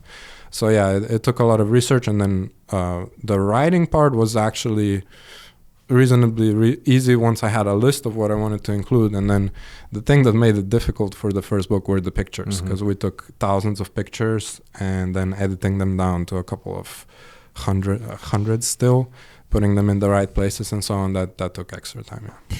All right. Well, let's get into the book a little bit, man. Surprisingly, very entertaining book. I was, you got a pretty dry sense of humor anyways, but this shit's funny. Yeah. All right. I'm going to go to the book here. To the untrained eye, jiu-jitsu can look like just some dudes rolling around on the floor, but it's one of the most complex and expansive sports in existence. Chess, for example, has a finite number of 10 to the 40th starting positions. The total number of possible game sequences is 10 to the 120th. Those are such large numbers that they are almost meaningless because we're not equipped to think on that scale. With chess, we're talking about a board with a limited number of pieces that can move in specific ways. In jiu-jitsu, also sometimes called human chess, the number of possible moves dwarfs those of the popular board game. After all, we are operating in a 3D space, making important decisions quickly. Additionally, our bodies come with different proportions, weights, and abilities. One of the best things about jiu-jitsu is that even people who have been involved for the sport for decades can always find new things to learn and explore. Did you get that from me? I don't think so. Maybe. I went on it was on an underground podcast. I started talking about finite games versus infinite games and how those two different games are played. And I used the example of chess, 64 squares, pieces on certain number of pieces, 16 pieces on each side. They can only move certain ways. And then, of course, I went like jiu-jitsu. And then, of course, I went to like the world, right? And so it's finite games. Which, by the way, that's not my idea either. That's a thing. Finite games versus infinite games. Mm-hmm. And I would have to go back and listen to the podcast that I did because I can't remember right now. But that's a school of thought. Yeah. So it is a completely true school of thought. Yeah. I think it could be possible that like I said, I've listened to a lot of your stuff. It could be embedded in there. Typically, even if you jacked it from me, I jacked it from someone else. So it's not, I'm not like making accusations here, but I was like, oh yeah, hell yeah, that's legit. The way I like to explain, the way I use chess a lot is when I'm explaining the beginner course to people. For example, I say that if you know how to play chess, but I don't, we have to put down the board, and then you have to tell me what the pieces are, how they can move, and then you have to tell me what the end game is, like how to get to checkmate. And then if we start just playing there, you don't have any fun, I don't have any fun, I don't know what's going on, and eventually I'll get good at it, but not super fast. What you should probably do is put scenarios on the board, like, hey, in this situation, what would you do with the rook? Where would you move it? And yeah, just human chess is I think it's one of the best metaphors for jiu-jitsu, because that's one of the funnest things about it, and one of the reasons why it's worth investing in it enough to get reasonably good at it. Because when you're going against other people that are high level, you're playing this game where you have to think 3 steps ahead. I'm terrible at chess, but decently good at human chess, where you have to think about the other things that are coming down the road and all the rules and everything. Yeah, definitely one of the best metaphors, I think. You talk about, kind of describe the way you write the book in here. It says, the chapters follow the same progression as a jiu-jitsu match or sparring round. It starts on the feet, where we grip and use a blend of wrestling, judo, and jiu-jitsu specific techniques. It follows with chapters on playing and then passing the guard. Front headlock and turtle positions follow, as those can occur from the battle between the guard player and passer, as well as straight from standing. Next, we look at the dominant positions, side control, north-south, mount, and back control. All get their own chapters. Finally, we'll recap upper body submissions and look at leg locks in detail. This fits the mantra of position before submission. Fast forward a little bit. This structure can be used by beginners to build a mind map of common positions, techniques, and patterns that will lead to faster improvement of their no-gi jiu-jitsu. For intermediate practitioners, this book has information that will help organize existing knowledge and identify gaps that have to be filled. For advanced practitioners or black belts, this guide will provide an opportunity to think about teaching jiu-jitsu in a more organized way. And then you also make this note, which is, fast forward a little bit, remember that all the techniques pictured in this book have been professionally recorded in video form and are available at noghiemanual.com/videos. And there's a QR code in the book. So if someone has the book, they can go watch these videos. Yeah. So there's 2 kinds of videos that I just recently finished recording. One are the demonstrations, and pictures, we did a lot of work to get the best ones from the best angles and everything, and they do a decent job of displaying how the technique is performed, and then I describe it with text as well. But for those people that want to see them, you can go and watch all the demos. Every single technique that's in the book has demonstrations. And then one thing that I really enjoy doing is teaching jiu-jitsu, like verbally. So we recorded a full no-gi video manual, which is going to clock in at around 11 hours of content. So every chapter has about an hour, and obviously because I'm speaking, I can include a lot more. So in some cases, I didn't show defenses or certain things that I like to do personally. So that's all in the no-gi video manual, which is on that same website. Echo, yeah, it's going to be very helpful. Echo and I, this whole thing reminds me, Echo and I, when we, at Echelon Front, we do this thing called the muster, and we do like an intro, when the muster's over, we do an intro to jiu-jitsu, and Echo and I kind of have this little methodology where we kind of just, because these people have never done jiu-jitsu before, like zero. And so we'll kind of, and we do the same structure, like, okay, you're both standing, we get the fight to the ground. Once we're on the ground, here's the things that can happen. And we kind of just break it down like, okay, you're in the guard, you're in the half guard, you're across side, you're in the mount, and now you got their back. And we kind of just show these different positions. But it's a good methodical way to introduce this stuff. Going back to the book here, one of the most popularized side effects of jiu-jitsu is an ego death. A fit man who considers himself to be tough and capable in a fighting situation gets submitted repeatedly by a purple belt woman or even a blue belt woman. When this happens, there are 2 possible reactions. One is an immediate obsession with learning submission grappling. The other is an avoidance of it for life. The latter often comes with Olympic level mental gymnastics necessary to protect the ego while it is on life support. So, totally true. I definitely, unfortunately, I saw this in the SEAL teams. I introduced hundreds of SEALs to jiu-jitsu, and there was a little bit of the bell curve. You know, there's some people that were like just in 100%.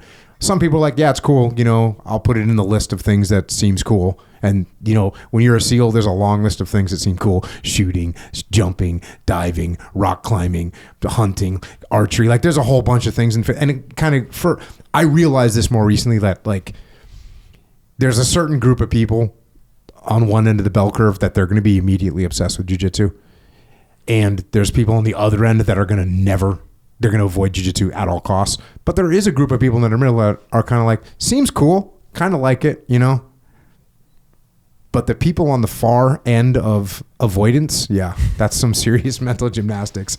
Back to the book. Back in 2010, when I walked into a community fitness center to learn MMA, my ego was flanked and assaulted. After all, with a fresh black belt in judo, the rank of master, what could a collective of white and blue belts do to me? The answer is to choke me from my back brutally and repeatedly.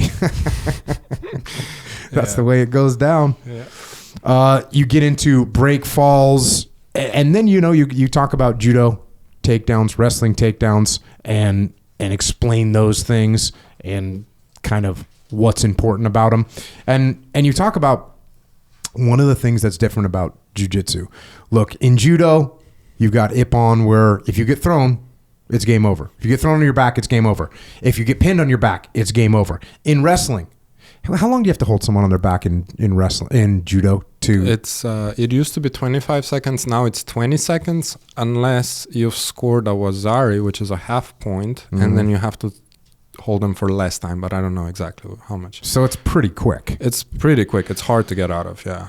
So in judo, your back's on the ground, you're done. In wrestling, you have 3 seconds, by the way, of your back being on the ground and you're done. In boxing or kickboxing, if your back's on the ground, it means you just got knocked out and you're done. Yeah. And you explain all this stuff in the book. And then you say this: when you compete in jiu-jitsu, you can instantly collapse like a Jenga tower and no one bats an eye. Often they expect it. Go ahead, lie down. Not only are you not losing, you could well be on your way to winning. How is this possible? Well, there's the obvious reason: the rules. Unlike judo or wrestling, you're allowed to.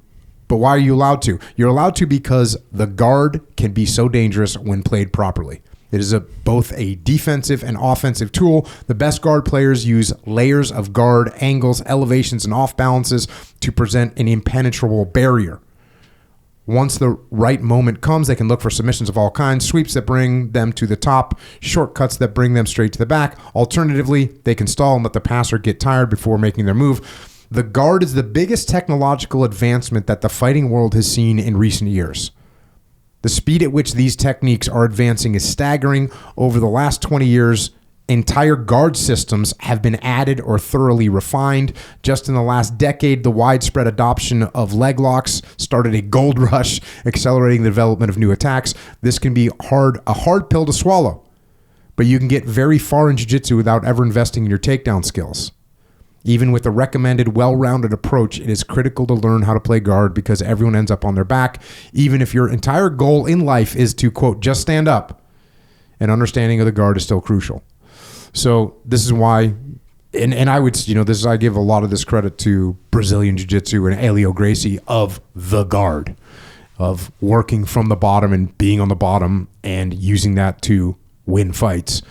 And this is something that I have had an argument 10,000 times with people that, self-defense, why would you want to be on your back? You don't want to be on your back.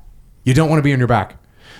And if you don't know how to fight from your back, you're going to be stuck on your back. That's why you learn the guard. That's why you learn jiu-jitsu, because then you can utilize the guard and the techniques of your guard to get away from someone, get back to your feet and run away. Mm-hmm. So at a minimum, you need to understand how to do that. And that is part of the thing that you explain in the book. I have to go into this here. single leg X Mimors, because we're talking about the guard here. You say single leg X or Ashi Garami. Which one is it? Both of these names describe the same position, and they both have their proponents advocating for using one name or the other. So if you're a jiu-jitsu player, you're going to find this interesting. The single leg Xers will say something like, ugh, more Ashi Salami. This has been called SLX forever, single leg X forever, since Marcelo Garcia has been wrecking people with it at ADCCs of the early 2000s. We've got X guard, and if you go from that to just one leg, it's single leg X. Danaher's cringe for having a Japanese name for everything. The Ashigaramis will say something like, these uneducated peasants don't know that this leg entanglement has been used in Japanese dojos when the only color option for photos was still black and white. Single leg X has nothing to do with X guard. It's not even a guard. It's a leg entanglement. Sorry for trying to have a unified naming system for jiu-jitsu. Moderates, like the author of this book, will say something like, while the name Ashigarami predates single leg X and is more scalable, we can't deny that single leg X is the predominant way to describe this guard for better or worse. However, we can limit the use of single leg X to the supine guard and use Ashigarami to describe leg entanglements when both people are seated and exchanging leg locks. This is the only approach that can appease both groups and bring peace to this divided world. Yeah, lay down your AKs, put down your Uzis. Let's just let's be chill about it. And there's all kinds of like little things like that in the book that make it a lot of fun to read. The reason why I did that is because inherently a manual is going to be pretty dry, right? So I've read this book 5 times, which is about 4 times more than I would like to. But it's really important it was really important for me to do repeatedly and in different ways, because I wanted to see how long will someone who's not the author read this thing concurrently, right? And I realized that the best thing I can do is throw in a little bit of humor just to make sure that everyone is paying attention still. You know, it kind of like brings their attention back up. So, because I wanted people to be able to consume it in different ways. One is cover to cover, that's fine. The other is to have it on your coffee table, open it up. Today, a training I got wrecked from whatever position. Go to the table of contents, find that position, read it, and then put it back. And you can kind of jump around. But yeah, I think humor is important. The other thing I noticed in the book, too, is the images aren't bordered color background images. The background's been removed. Yeah. So the images of the people practicing the technique are jumping off the page. You can actually see what's going on with the two figures interacting, which is super cool. What you doing? Like a white background? Yeah, you know the studio that we have at Legion. Yeah, it's basically completely white. I don't think a lot of them. I didn't even remove the background. It's just that white. Yeah, that's awesome, man. It really, again, flows with the text too. You've got 4 or 5 images right next to each other with the figures showing you the technique, which is super, super helpful. Carrie chiming in. Yeah, man. Because Echo Charles wasn't here. Yeah, you know, we were talking. I was telling you guys before we kicked this thing off. This would have been the one of the 7 podcasts we've done where, you know, Echo Charles might have added something. For sure. I might have not here. Might have to write another book. He's on vacation in Hawaii. Damn. Fast forward a little bit, passing the guard. I'm just hitting some highlights of the sections here. This chapter will have a little bit of theory and strategy, followed by a lot of weapons that we can use to enter this war on our terms. Before the defenses or an ambush are established, you'll learn a combination of tools that will work against open guards as well as approaches to specific guards for when we are unable to outright prevent them. Certain guards, like closed guard, have a very simple user manual. Others come with an option exerting vicious pressure on the bottom player by negating their positions. And I wanted to read this little section here. An ode to pressure passing. I already knew it was going to be that. When you use a nice chain of distance passing attempts to defeat your opponent's guard, for example, a tornado attempt to a near leg drag to a quick knee slice cut finish, you achieve the objective. You have a pin and you're competing, and if you're competing, 3 points for the pass as well. However, Your opponent is not maximally demoralized. His spirit is not particularly drained. He may brush off your beautiful technique as a fluke. He may still be motivated to fight back, recover guard, and perhaps turn the tide. Now let's compare this to pressure passing. Let's say you fight your way into a strong top half guard with a solid pin. You get a vicious crossface that's making it almost impossible for your opponent to breathe. He definitely cannot turn, and you recover. He definitely cannot turn into you to recover guard. You have a strong underhook, a good base, and you're getting heavy on his chest. Taking your time, calmly breathing through your nose, you're slowly inching your leg out from the grasp of his legs. Your opponent pinches your ankle with his thighs, holding on for dear life, gasping for air. You're in no hurry. You know that not only are you passing, you're controlling and you're cooking him. At the end, you may not even have to add the finishing touch to remove the leg because he just wants the pain and discomfort to stop. As you can see his soul leave his body toward the ceiling of the academy or gymnasium, you pass. This is very true. Greg Train passed my guard today, and because I had just been reading this yesterday, and Greg Train is like super tight passer, and he passes your guard 1 millimeter at a time, and it takes him 4 minutes and 50 seconds of the round, but it sucks. Yeah. One of the biggest mistakes people make with pressure passing is just hurrying through it. Mm-hmm. There's no rush at all. You actually want to spend a little bit longer in it if you have the control. Mm-hmm. It just I've had a lot of situations in competition where like good competitors, I could feel this like exhale that happens after you pass the guard, especially if it's deep in the tournament. You just like feel their body relax and you're like, okay, this is a wrap. We're done here.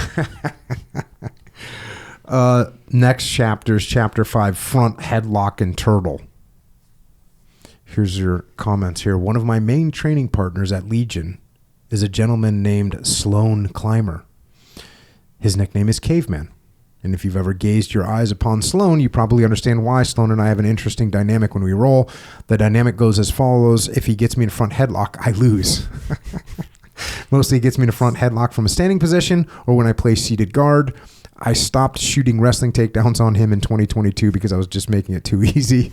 The first way in which I can lose is a one-handed guillotine. The co-watcher that he specializes in. The cow catcher that he specializes in. Sometimes it's an arm-in guillotine or even an anaconda choke. If you've ever watched a YouTube video of a Finnish guy crushing stuff with a pneumatic press, that's about what I'm experiencing several times per week. The second way in which I can lose normally occurs when my ego gets bruised from tapping and I stop caring about my head potentially getting detached from my upper torso. Sometimes I escape, but then my massage therapist has to get involved and I can't really check my blind spots when I drive my car for about a week. Yeah, Sloan is a freaking... I was talking to him and Paige, his girlfriend, fiance, and we were just kind of like talking about head and squeezing, and I was, saying that sometimes I know he's like, yeah, sometimes I'm thinking, damn, like, is Jocko going to tap to this thing? And I was like, yes, you must be also thinking like, do I want to permanently injure this dude right now? Like, hey, he's not tapping. It's kind of on him to tap. Do I just go ahead and break his freaking neck right now? Because that's what he's been doing this thing lately where I don't know if he's done it to you, but he kind of goes underneath your head with his armpit from top position and then like grabs your lat and just starts torquing your whole, like my whole spine has been cracked. Yeah. My whole, probably the upper 2/3 of my spine were all sore. Yeah. He also does this thing that I haven't really seen too many people do, the south-north choke. Yeah. It's crazy. So you get north-south on him, and then he chokes you from the bottom. Yeah. He did that to me the other day. I was like, I'm going to stop doing jiu-jitsu.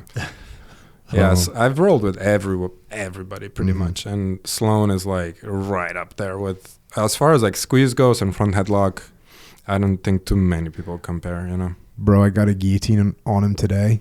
And like had a little bit of half guard, a little bit like he was terrible, and I was cranking as hard as I can. And we got done. He's like, I'm like leaving. He's like, yeah, man. And like I tried everything, like just trying to rip his head off his body. He's like, yeah, dude, no, that was good, man. That was uncomfortable. I'm like, cool, bro, cool. I'm gonna go kill myself. And I actually laughed. He goes, yeah, that was uncomfortable. I go, oh yeah, sure, real uncomfortable. Don't patronize me, bro. I would never tap, but discomfort was there. Yeah, you made me uncomfortable. Good job.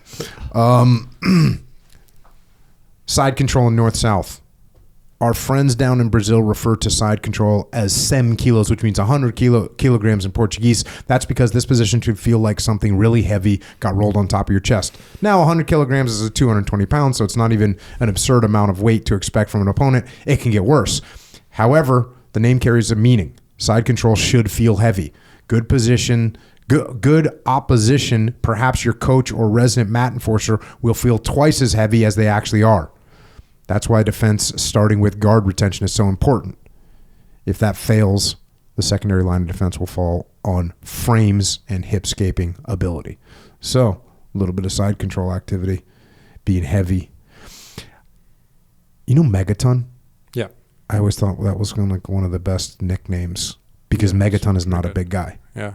And everyone said when you roll with him, there's a reason why his nickname is Megaton. Yeah. He's probably, 155, 165 maybe? Yeah, I would say 155 probably, yeah. The stories I would hear about Megaton was just like, yeah, if he gets across that. He's the first guy who competed as a coral belt in the adult division. Oh, that's right. Which is pretty wild. Dude, yeah. Mackenzie Dern's that, yeah. Yeah.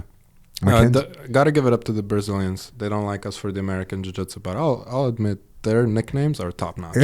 Like, Buchecha? Yeah. That means fat cheeks. Because he used to be a little bit chubby. And now he's just like this heavyweight monster. So, yeah, they have really creative nicknames. Got to give it to them. There's some cartoon character in Brazil whose name is Peidapano, which means cloth foot. And there's a guy who looks like that cartoon character. Yeah. Marcio Cruz, right? Yeah. And Dean fought him. And I was reading some old, translated thing when Dean was competing in Brazil. And it was translated into English. It was translated in English, but it was translated literally, and it said the American is caught in the cloth foots, and I'm trying to make sense of it. I'm like, what is this? So how's he got his foot if he's caught in a choke? and finally I figured out, the cloth foot. Got it. Yeah, they're good with them damn nicknames. You go into the mount, and again, I'm not going over all the detail of the positions that you go through, but they're useful. I like doing a little mental priming, taking a look at, before, actually was feeling this today. I went to train. I was thinking about various things in the book when I showed up to open mat, get a little bit of that thought process going. Mount position. Fast forward a little bit. Oh no, you no longer see the lights on the ceiling. His sweat-soaked rash guard is just a half an inch away from his chest as it starts to move closer to your face. Panic is starting to set in. Next thing you know, you're struggling to breathe. Your nose and mouth are covered in a sweat-drenched polyester cloth. If your opponent whispered, "Where are the documents?" you would think you're under advanced interrogation. But this is a jiu-jitsu gym. You're just being sweat-boarded by one of your friends. You committed no crimes or act of terrorism. You simply made the mistake of becoming subjected to the worst part of a dominant grappling position. And you do have a note that says you've committed no crimes or act of terrorism. The footnote is that we know of. Yeah. The mount is. I've talked about this with one of our instructors, Andres Bernoskis. He's a gi master. I talked to him about the hierarchy of positions. Typically, it's mount, back, and then back, right? The back is at the top of the hierarchy of positions. But we were talking about how we both actually prefer the mount. If I had to choose, let's say I'm going with someone that's better than me and I can start in the best position if I wanted to, mount would be my selection. And there's different degrees of mount. I was just talking about this yesterday when I was teaching class. There's the mount where you're sitting on someone.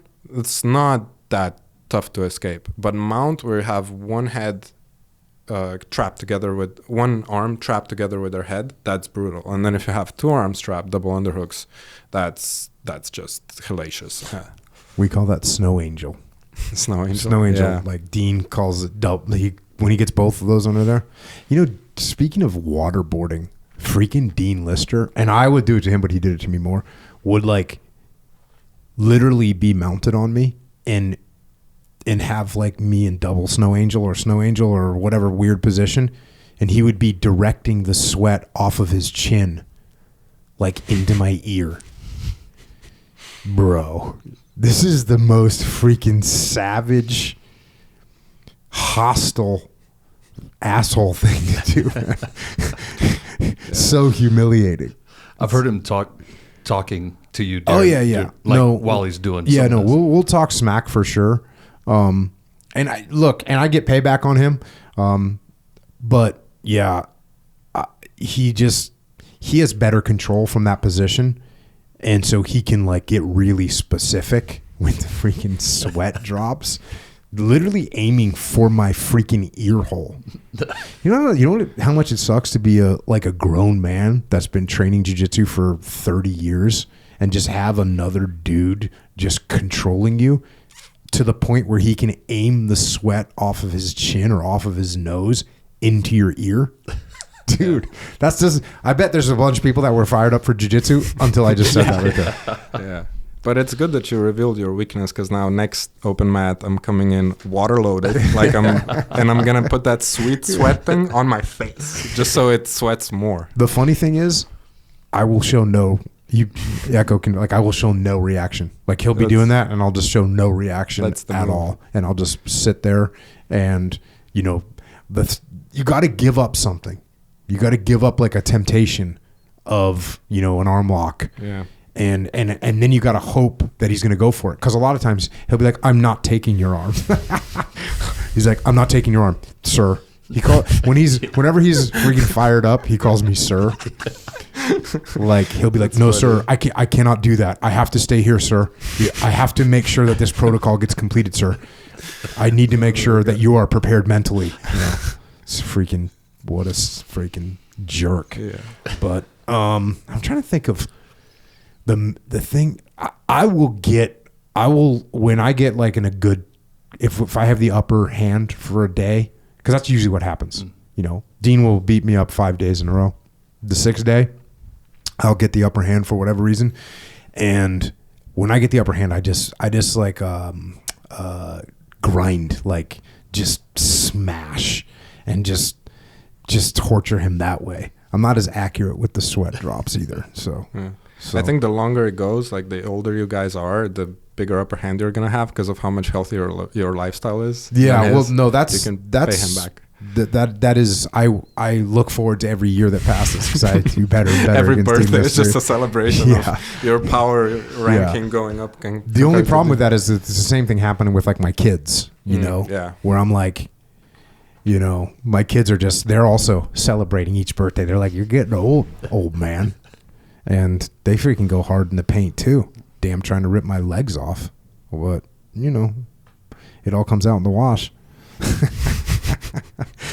Yeah, it's crazy how much that impacts. Like that if I can get Dean tired, then I'll have a chance. When he's fresh, that's actually one of the worst things in the world is if he's fresh and dry, like no sweat, is just. It's one of the worst. It's one of the worst, like 6 minutes or 8 minutes. Because it takes me about 8 minutes to start sweating. Mm-hmm. It takes me 8 minutes. But when he's dry and I'm dry, God, it's freaking awful. That's one of the only things I've noticed about getting older is I used to not warm up. I would literally like, oh, what's time to train? We're going to go. I'm going to just go. And now I do around I want to break a sweat because I feel so freaking. It feels so gnarly to not break a sweat. Yeah, I don't know how I used to do that for so many years. I mean, I noticed that before we do like a J-Flow class at the academy, I have to show up like 20 minutes, 30 minutes earlier and do some mobility, just get my body ready. The warm-up round is good, but sometimes it's not good enough if you have... You're going to be snapped down and stuff. Yeah. If I was doing stand-up, no, that's different. Yeah. If we're going to roll, cool. Yeah. I'm good with a 5-minute warm-up round. If I'm going to we're going to start standing, I'm going to be deep into this. I'm going to be like 3 rounds, 4 rounds deep, like a 20-minute of warm-up before that activity's going down. Damn, that's just freaking gnarly. that dry. That's another thing is people are like, oh yeah, Dean with the gi, like whatever.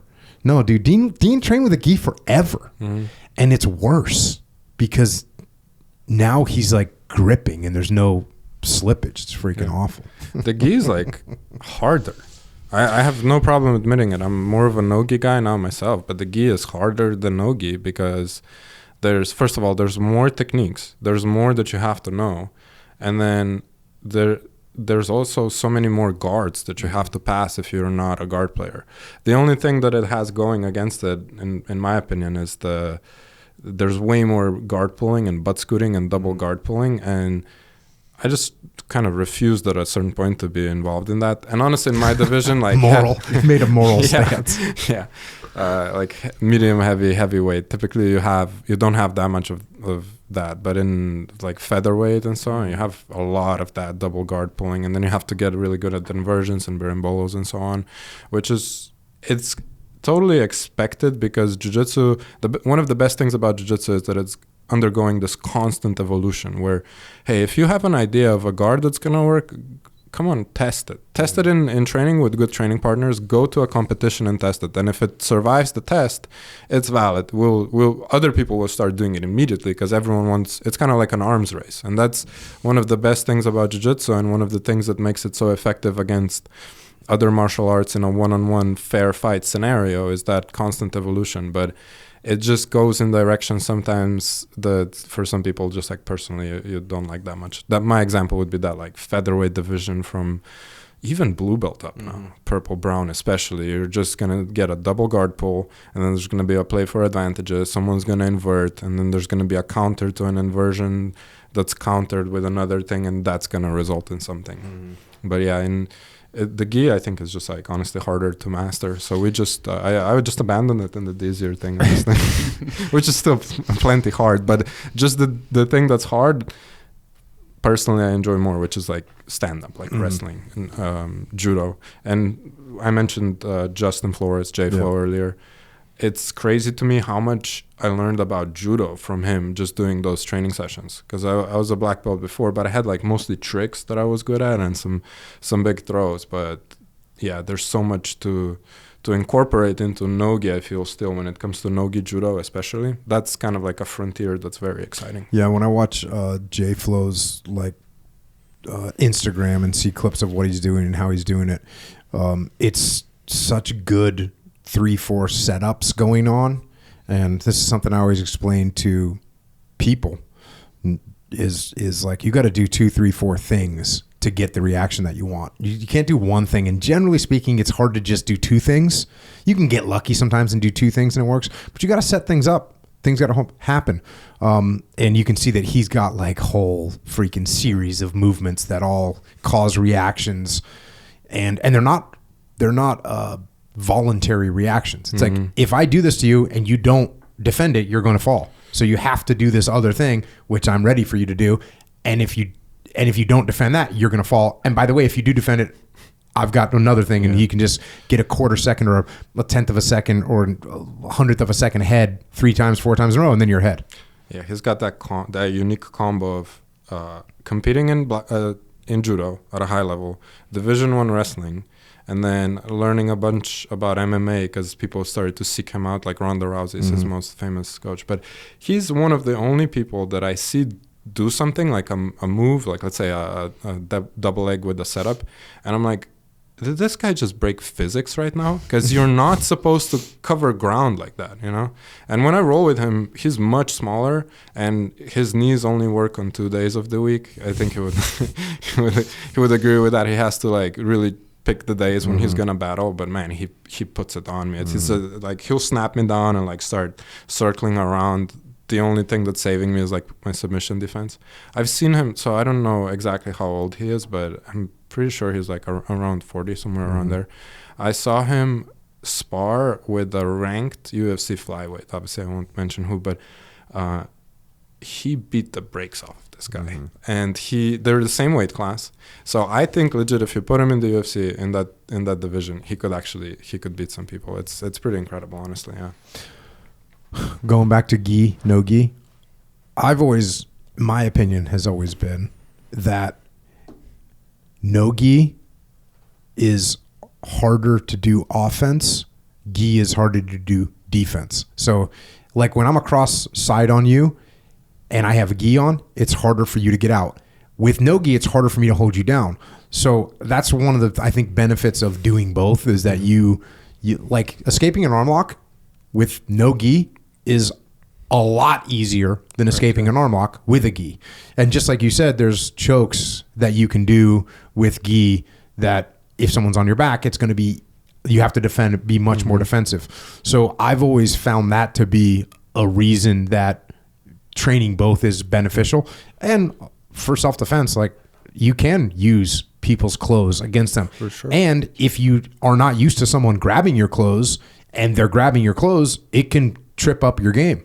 So I've always liked training both. I think right now there's just a lot of there's a lot of no-gi activity going down. Yeah, you know what for I mean? sure. It's definitely fun. Actually, we spoke about the beginner course earlier. We purposefully do the beginner course in the gi, and there's two reasons to it. One is that, like you said, self-defense. At San Diego, everyone's rocking around in shorts and t-shirts or no t-shirts, and there's not that much to grab. But if you go, we've done with Keenan, we've done this a couple of times. We actually rolled in street clothes, and you can choke someone with a hoodie very easily, very similar to how you would do it with a gi. But the other more important reason is having the gi on, especially in the early going, slows everything down. Yeah.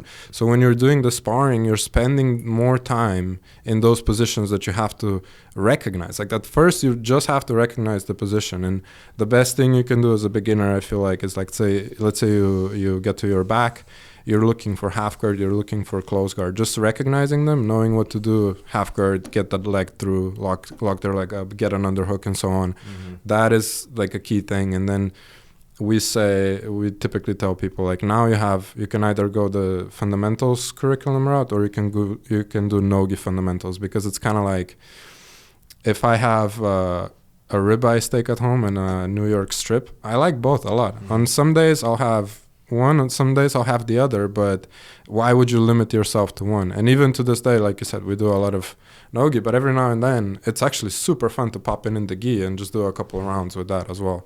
Just at the current time, if you're competing at a high level, I actually admire the people who can do both, who do seasons and then they'll be top level at both, because it's getting so difficult. You have to split your focus a little bit and you kind of just have to pick the one that you like. Yeah. Have you ever seen that choke? I think Henner Gracie's wife, they're showing this choke. It's like a self-defense choke where the person's got a t-shirt on and you roll the t-shirt up on their back, you pull it up on their back. I always thought that was a awesome little move. Yeah, it's definitely an interesting one. Because if you're in San Diego, you're in a t-shirt, you can still get choked with like a straight up gi cross collar choke using someone's t-shirt. T-shirts don't rip as easily as you would think. We did some during COVID, actually, the month when we were closed. Keenan and I did some live streams where we were fighting in street clothes.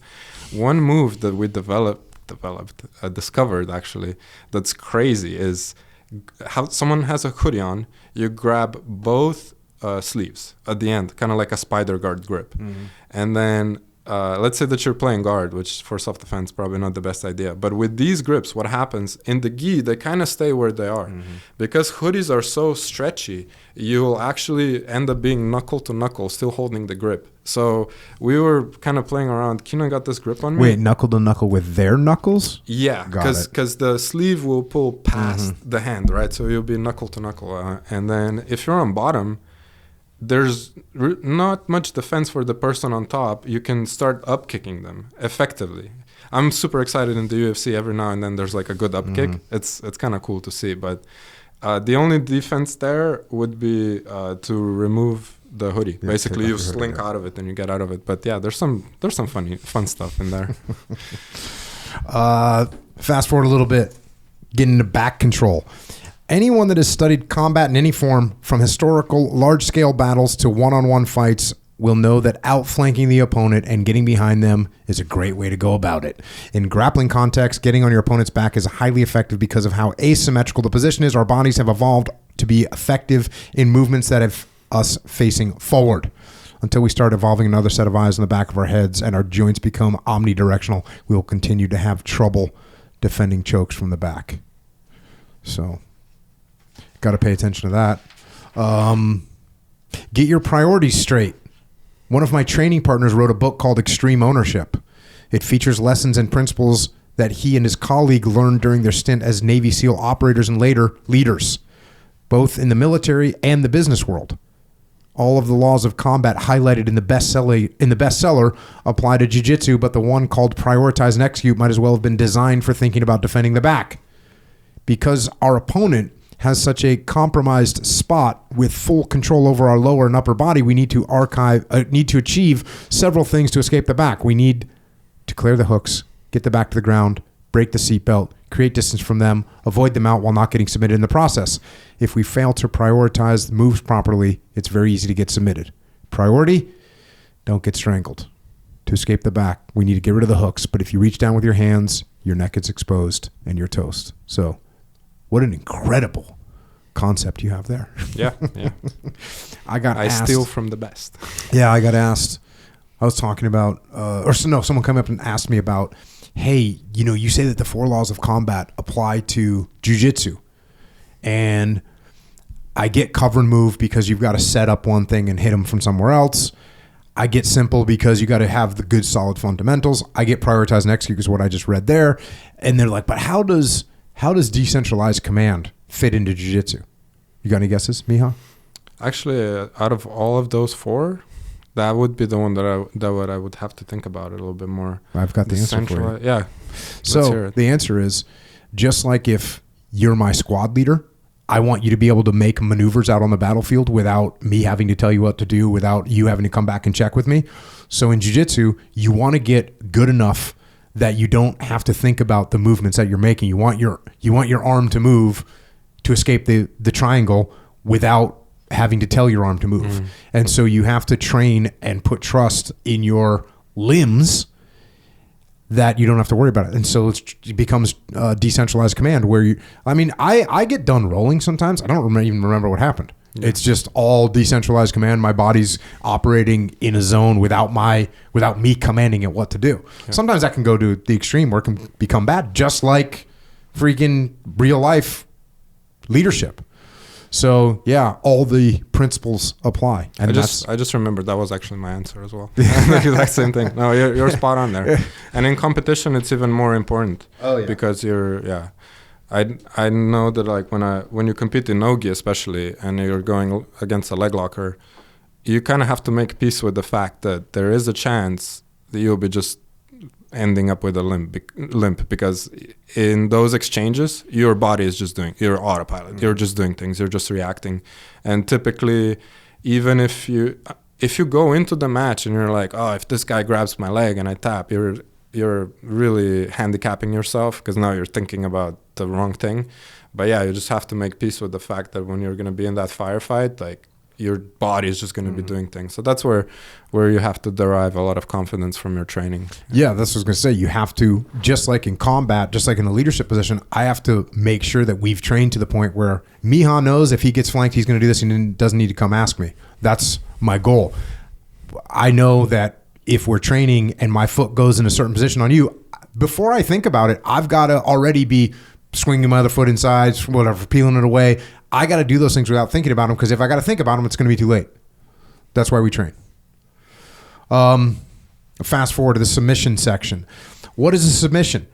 Submission is the ultimate goal of jiu-jitsu, both in the gi and without. Submission grappling is the best grappling. In wrestling, you're not allowed to go for a submission. God, I wish they just would unify everything together and there's just one freaking thing. That'd be so awesome. In judo, you're allowed, but you're not allowed to spend any reasonable amount of time working towards a submission before you get stood up by the referee. In jiu-jitsu, we use wrestling and judo throws as just the starting point in a hunt for the tap. We want to secure a choke or joint lock and force our opponent to tap out, aka submit. The tap out is the ultimate escape in every submission, provided that it is applied in training or competition. Getting out of a submission by tapping out is not guaranteed on the streets. In the gym, cranking on a submission after someone taps out is a good way to guarantee yourself a bad time. The trust that originates from knowing that our training partners will respect the tap helps us train safely and at a higher intensity. This is crucial as it keeps jiu-jitsu evolving and grounded in reality. And it goes even one step beyond that, where if you have a really good training partner and they have you in a spot where you're going to get hurt, it might not even be a submission. It might just be like a transition. But even like a good training partner, oh, you got a big ego today? Or I got a big ego and Miha catches my arm. He's like, oh, well, if Jocko's got a big ego today, he's just never going to be able to train again because I'm about to Kimura him and wreck his shoulder. It's like, no, you're like, hey, dude, okay, cool. And you let go because you're a cool dude and you want to be able to train with me tomorrow. Yeah, I'm like a pretty stubborn guy, but sometimes I'll find myself in that situation. I'll be like, why am I being a dick to this guy? Because I'm putting him in a position now where he has to decide to pop my joint or not. You know, like it's not really a nice thing to do to a friend. So, yeah. We have the benefit of not having strikes and head trauma to worry about, so practice can be pretty intense. The objective is jiu-jitsu, and that is, Rogan says this all the time. He's like, that's what makes jiu-jitsu so awesome, is you and me can train at basically at 100%. I mean, I'm training at 100% with you until it's time to break your arm or until it's time for you to break my arm. Then it's like you stop. And that's what makes it so awesome. The objective of jiu-jitsu is to launch someone into the ground or find a way to break or choke them into submission. Despite that, we need to strive to keep good care of training partners. One of the best ways to do that is to apply submissions with care and control, especially when going against smaller or less experienced training partners. And when I trained with Dean all the time back in the day when he was competing, one of the things that we would do is like, if he got me in an arm lock or he got me in a foot lock or a heel hook or whatever, he would hold it and it would give me time to like work through escapes that neither one of us knew. It was like, oh, what if I moved over here? Oh, what if I moved over there? And that's also improving his ability to hold someone and see what weaknesses there were to the submission. So doing that can be very helpful as well. And speaking of leg locks, you got a section in here on leg locks. If you liken leg lock technique development to the development of leg locks, then you should know that the Manhattan Project unfolded over the last few years. Not by physicists in a secret compound in the desert, but by a dedicated man and a group of athletes in a blue basement in the middle of Manhattan. No atoms were split as a result, but they did split a lot of ankle and knee ligaments, that's for sure. Leg lock use exploded in gyms and competition arenas around the world, with an arms race unfolding during which athletes rushed to catch up on the newest technology to not get their legs broken. The biggest advance in the understanding of the mechanics and submissions came in the form of systemized leg entanglements and a particularly devastating and feared set of submissions, heel hooks. As mentioned, heel hooks have had a complete renaissance since about 2013 and have become a mainstay in submission grappling. Just like with all grappling techniques, it's likely that someone tried to bend someone's leg in a painful way thousands of years ago, perhaps in a bout of pancration in ancient Greece. As far as modern martial arts are concerned, they were first documented on a big stage in the 1990s in Japan with the legend Yuki Nakai using one in about 1993. They were used in other bouts in Japan, often with what could be considered inefficient mechanics by today's standards. This changed when the American grappling star Dean Lister began using them to great effect throughout his career.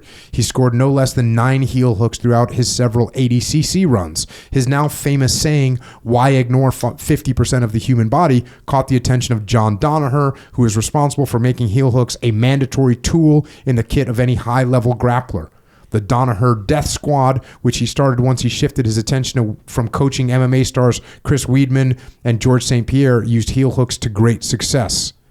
His athletes went on an absolute tear, mostly of ACLs and ankle ligaments belonging to their opponents, and this piqued the interest of any aspiring or even established no-gi grappler. Eddie Cummings, Gary Tonin, and Gordon Ryan and other athletes used heel hooks to great success as if they were sponsored by an orthopedic surgeon organization. As a result, grapplers from around the world began intensely studying and copying the system and the defense to these formidable leg locks. You were talking about Yuki Nakai. If you go watch Shamrock versus Hoist Gracie, and Shamrock sits back on his leg, and Hoist Gracie, this is 1993, does like picture perfect defense.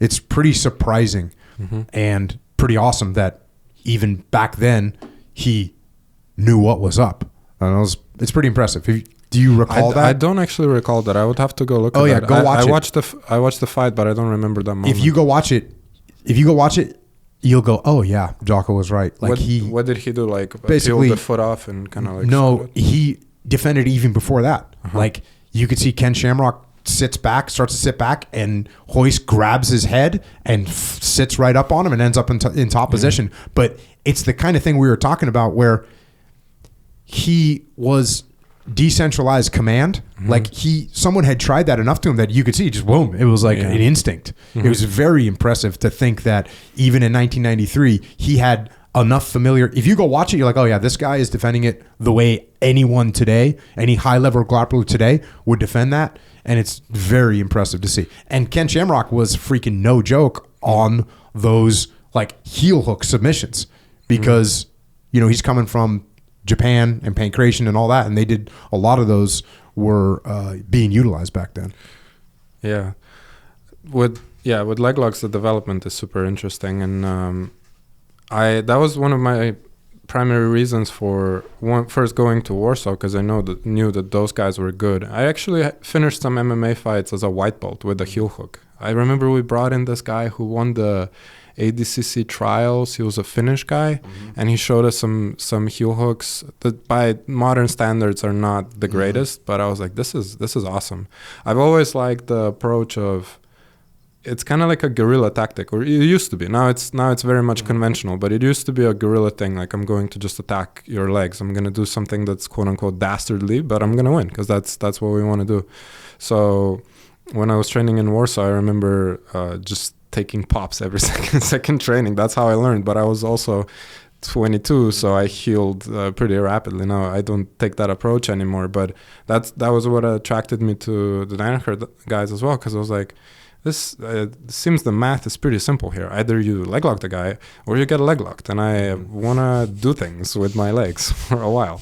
So that was super interesting, and the speed at which everything developed and how quickly people caught up. And then at the time when I was there the last time, this was now 5 years ago or even more, I remember them saying, like, John kind of said just to the inner group, he was like, look, we're actually going to not really use leg locks as much anymore because other people have them as well. So we're going to let them attack the legs themselves and then just be so much better at them that we get counters to go to the back. So the counters actually became the techniques. And then I'm sure that was the last I know of it. And honestly, I use a lot of the leg locks that I use, especially the outside heel hook, which I like. Those are mainly what I learned back in those days, but just performed so many times that it's still my best attack. So I'm sure they moved like that further along. But yeah, those counters are kind of the key now, because one of the things that I try to do with this chapter is really explain the leg entanglements and kind of demystify the heel hooks, because there's so much going on. And in the first part, we go into the theory of all the ashigaramis, which is actually, I would imagine, confusing when you read it for the first time, but that's kind of the point, because you have to understand what exists out there. And then I try to make it simpler by explaining, like, look, you have outside heel hooks, you have inside heel hooks. And then when it comes to inside heel hooks, you have them from the saddle, 411, honey hole position. That position has way too many names. We need like a conference where all the black belts come together and we're going to call it this from now on.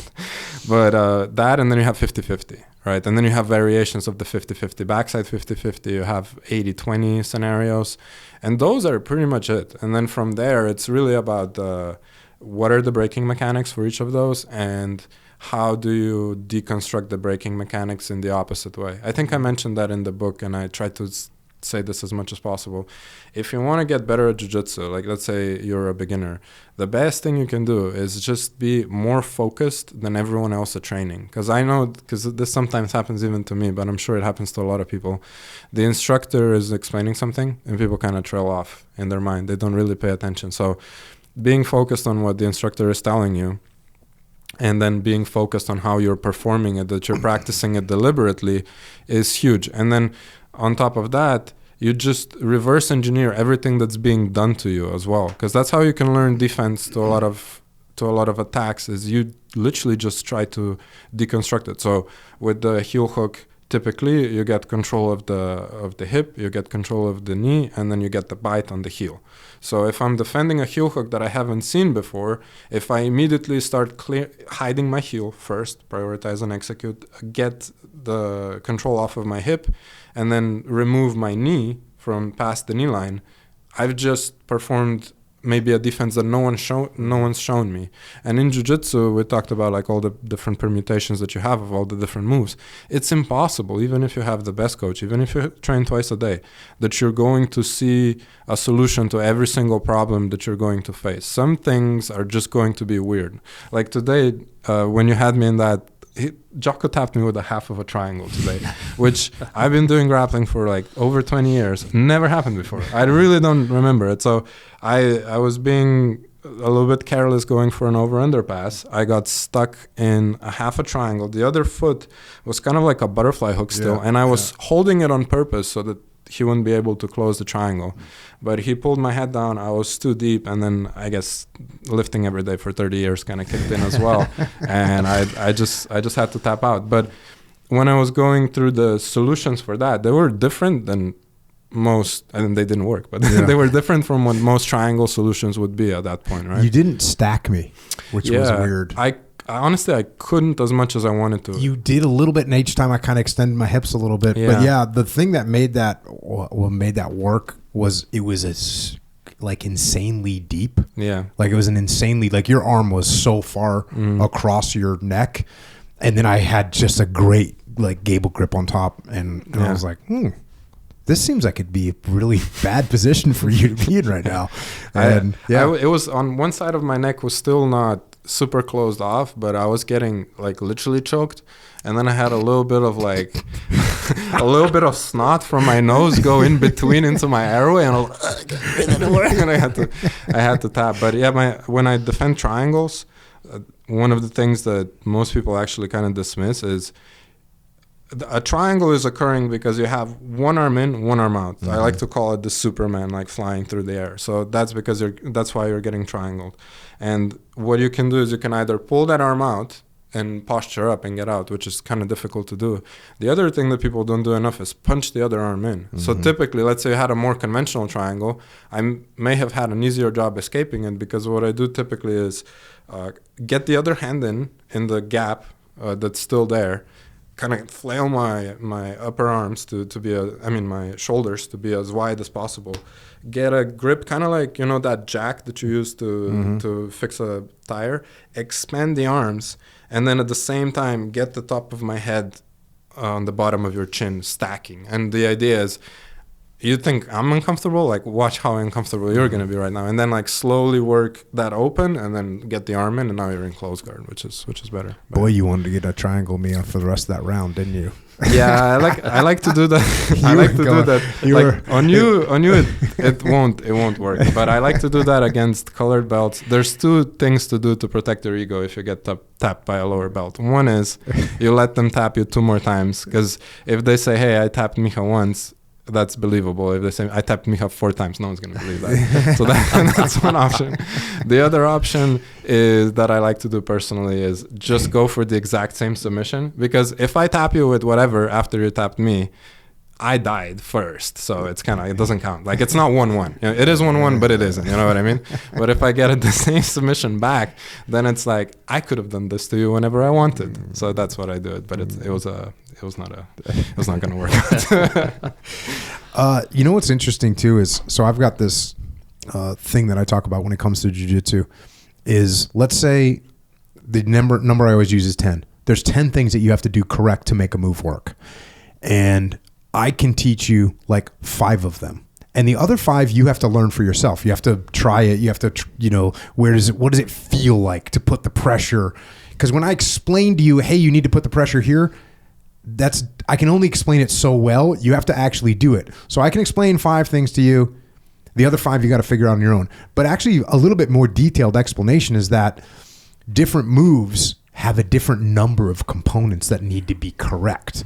And I always use the example of a straight arm lock. A straight arm lock is pretty easy to teach. There's not that many components that you have to do as far as finishing it. Like, look, you keep the thumb pointed away from your chest, you squeeze your knees together, and you lift your hips.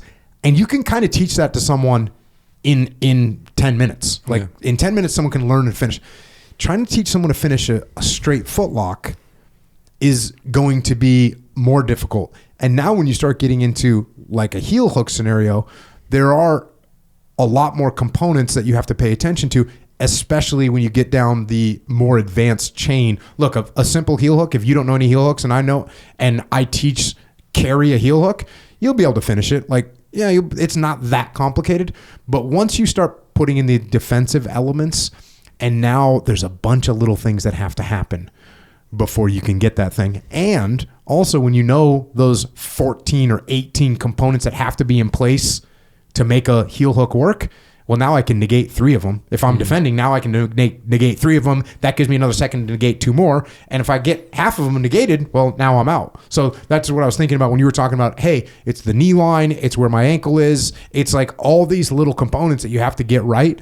And that's what I think is good about the book, is it starts to break down some of these components where you go, oh, okay, I know what I need to do here. Yeah. And if I'm aware of them, I can survive them, or I can apply them more correctly. Yeah. I think jiu-jitsu is at this like interesting intersection of engineering and art. You know, I typically find that engineers take to jiu-jitsu really well. Software, the mechanical, doesn't matter, because it's kind of like solving this puzzle in real time. It's very similar to engineering. But the idea with this book is as well to get people to the point where you understand the mechanics and the key things, where you can start doing art as well, because it is martial arts at the end of the day. And you mentioned that you can teach people a certain amount of moves, the rest they have to do on their own. That is where I see a lot of room for art. And then you develop your style, your expression. Like personally, I'm horrible at every other artistic thing possible. Like music, I once, like 10 years ago, I sang in my car and was like, shut the hell up, dude. Like, this is horrible. They'll never sing again. Like, I don't play any instruments. Drawing, not super good. I guess writing could be one thing, but jiu-jitsu requires so much artistic expression, and it's also the funnest one that I think that's something that's super fun. But you do have to get past a certain point before you can really start like expressing yourself with your own stuff. Yeah, when I know I told you this before, when I was thinking of what the forward was going to be to this book, I had a couple different things that I was going to put in. It just ended up being too long. But one of the things I was going to talk about is Jimmy Page, the guitarist from Led Zeppelin, who, if you watch him during Led Zeppelin, it's almost hard to comprehend how he's making these noises with his guitar, right? But the guy was a studio musician for decades, where like since he was a teenager, which is you go in, they tell you exactly what to play, and you play exactly what they tell you to play, and you become a mechanic. You know, you become a person that's doing mechanical moves, and you just follow the protocol that is in place. And he was so highly disciplined and so highly technical that once he was let out into the free world, and, you know, Led Zeppelin's around, it's like, yo, what is happening? So it's the same thing with jiu-jitsu. And listen, there's going to be different people that have, you know, more artistic minds in jiu-jitsu and people that have less. There's people that are champions that really aren't very creative at all. They're just really good at these fundamental moves. They're strong, they're athletic. They're not going to win with a surprise move that no one's seen before. Other people, very radically artistic. They kind of understand the fundamentals for a little while, and then they're just off in their own world. Dean's definitely like that. I mean, if you think about what Dean was doing, like with leg locks, he had an understanding that was, it was like a quantum leap ahead of everyone else. And I remember, this was a few years ago now, but it was after John Danaher and the Danaher Death Squad was just full core. And it was kind of after they peaked and the split up had kind of happened. And it was, I asked Dean, I was like, hey, have you seen anything that you don't know? Or when did you start seeing things that you didn't know? And he was like, I forget what it was, but he was like, oh, it was about 9 months ago. He saw something and was like, oh, I didn't know. And Have you ever talked to Dean about jiu-jitsu? Or like sat down and gone through moves with him? Yeah, a couple of times. Yeah. When we were on the mats, I would honestly pick his brain. I was like, hey, what do you think weird, about this? right? Yeah. It's weird because he knows about moves that he... I always give the example of Darce chokes. He never does Darce chokes. He doesn't really like Darce chokes. I was in a class with him one time and somebody asked him about Darce chokes and he showed 39 freaking details on the offense, on the defense. And I was like, how does this dude know this much about a move that he doesn't use? So yeah, he's got that vibe of just super creativity. And there's a bunch of people like that now in jiu-jitsu that they're making stuff up. I mean, look at the stuff that Keenan made up out of thin air. I was gonna say he's like a good example of that. I mean, he's a genuine jiu-jitsu genius. I think in general his IQ is like super high, but to come up, like I've come up with like 3 moves of my own. I'm the same. I got like 4 moves. I think I'm one better than I've just been squeezing people for a long time in the right ways to be decent at it. But and isn't it weird when they come up with something and it seems so obvious, and yet you've been doing jiu-jitsu for 30 years and you're like, oh, I've never done. Dean was teaching a self-defense class a couple months ago, and he showed some defense to the guillotine, to like a standing guillotine, and I was like, but I've been doing this for 30 years and I didn't think of this dumbass move that you just showed. Like, it's crazy. Yeah. So art, science. That's what I ended up going with in the forward. But all these ideas were in my head because it's true. And if you don't know the fundamentals, and if you don't have the framework too, a lot of learning is about context. And this is one thing that's the better you get at jiu-jitsu, the quicker you onboard new moves. Because when you're teaching someone whatever, when they're a beginner, there's no framework for them to put that thing into. It's like a brand new seed that has to be planted and grown.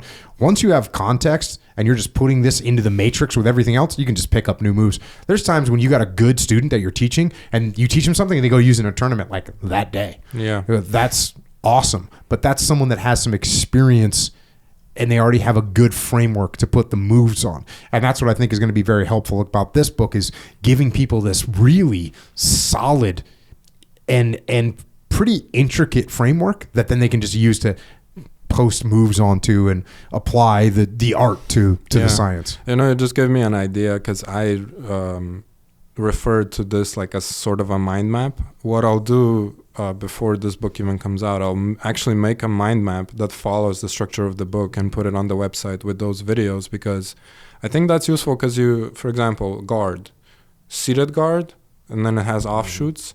Seated guard, supine guard, it has different offshoots. That's how I like to view it. And having that blank to start, you go to class, regardless of how good your instructor is or the kind of environment that you have, you can go and take those moves and put them in the right spots on that mind map. I think that could be useful. Yeah. Very beneficial. Leg lock safety here, going back to the book. Leg locks, especially heel hooks, get a bad rap as dangerous techniques. This leads to some avoiding them because of fear, simply never engaging in sparring or competition where heel hooks are allowed as a strategy but will make you less complete grappler. I started training heel hooks because of how scary they are. When they started to get popular, I was a blue belt, and even as a relatively immature grappler, I realized that avoiding them will not be a strategy I can use. I deduced that since I'm terrified of getting my legs twisted and mangled, I should learn these techniques early and use them against my opponents first. Start practicing them with a trusted training partner, preferably someone that is versed enough to tell you when to tap. If you are versed in leg locks, reserve cranking on them for competition. In training, you should be locking the submission up. For example, control the leg and capture the heel for the heel hook, and then look your training partners in the eyes. This is one of the few times in jiu-jitsu when you can make eye contact. If they are completely obvious to the danger they're in, let it go of the submission, move on to something else, perhaps get on top and pass their guard. After the round, you can explain how you saved them a trip to their favorite orthopedic surgeon. This method of training is sometimes called catch and release. And I wish I would have caught this. Maybe we can add it now. Here's another thing about leg lock safety and heel hook safety. Arm lock, when someone gets an arm lock on you, it hurts. Mm-hmm. When someone gets a straight ankle lock on you, it hurts. When someone gets a straight knee bar on you, it starts to hurt. One of the things that makes people consider heel hooks dangerous is they actually do not hurt. They actually don't hurt. Yeah. they don't hurt. And so you don't go, oh no, this is hurting, I better tap now. They just don't hurt, and then they go pop.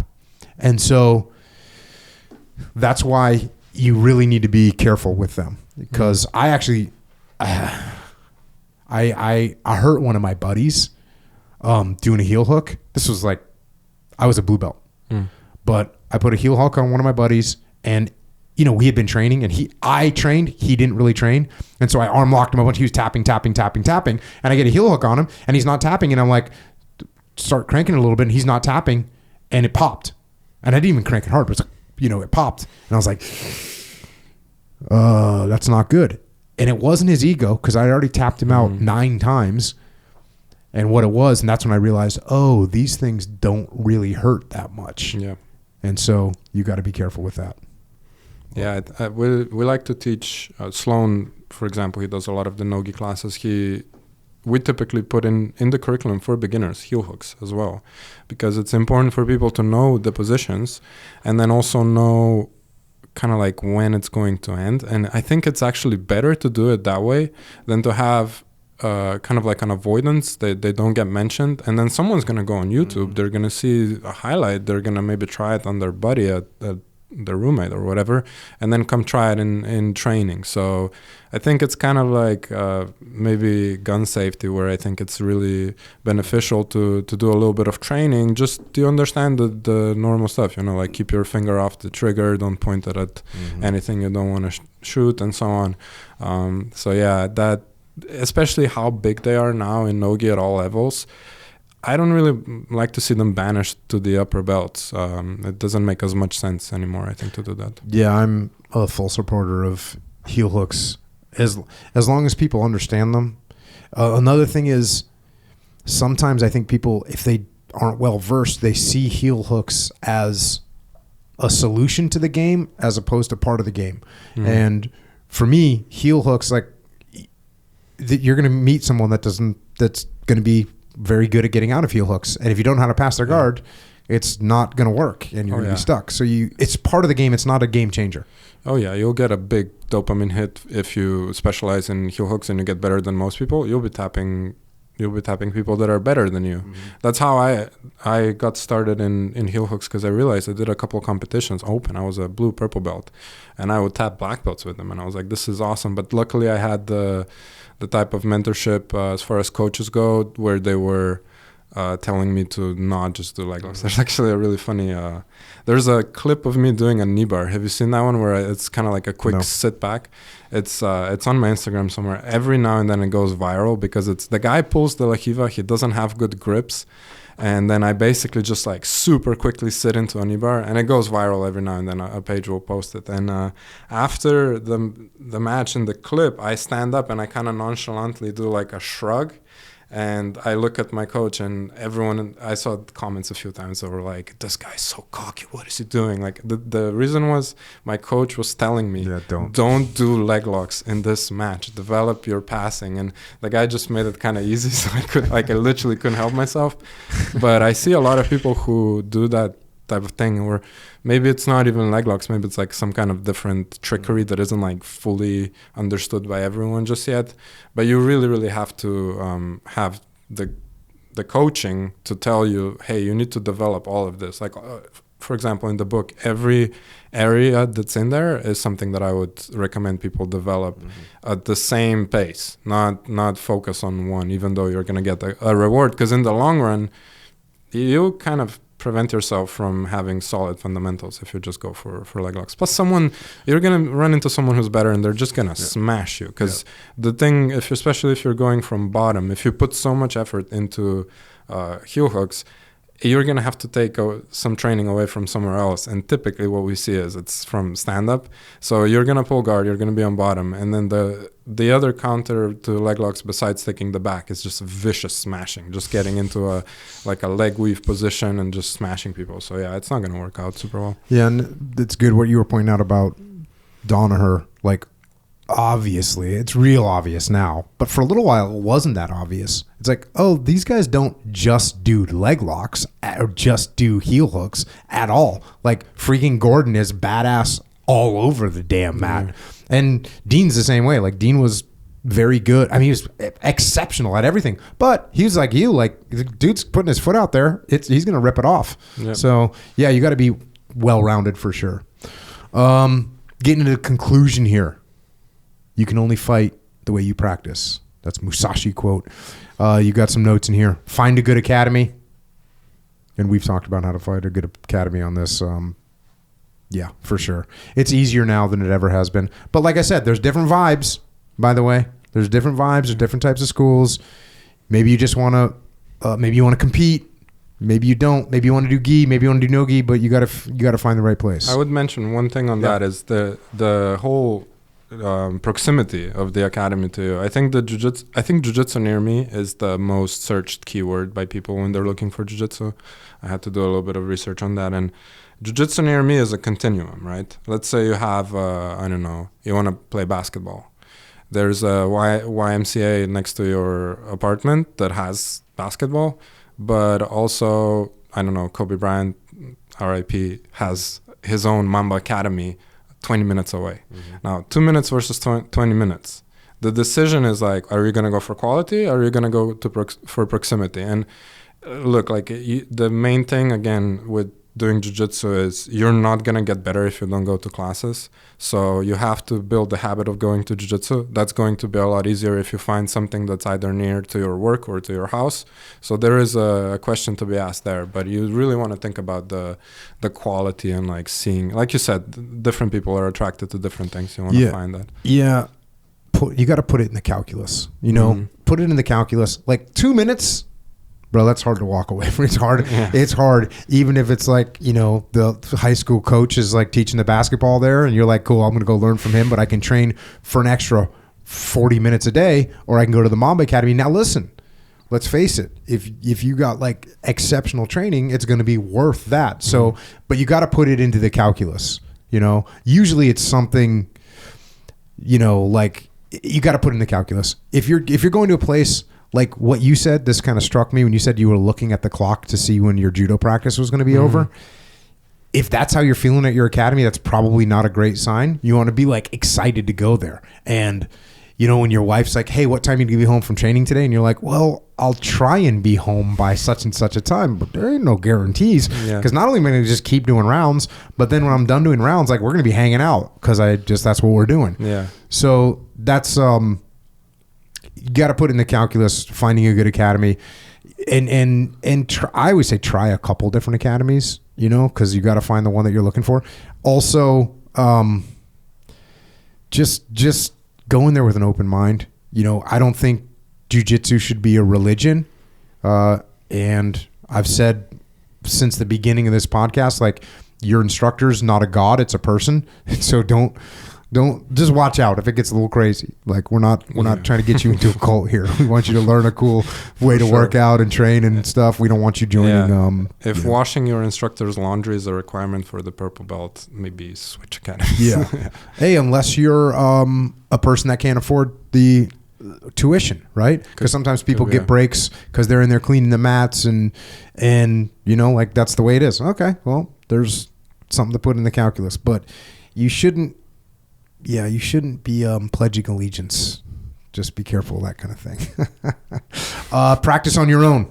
If you're truly committed to the progress, just showing up to class, even the top-of-line academy, will not be enough. Regarding practice methods, a fierce debate exists in the jiu-jitsu community.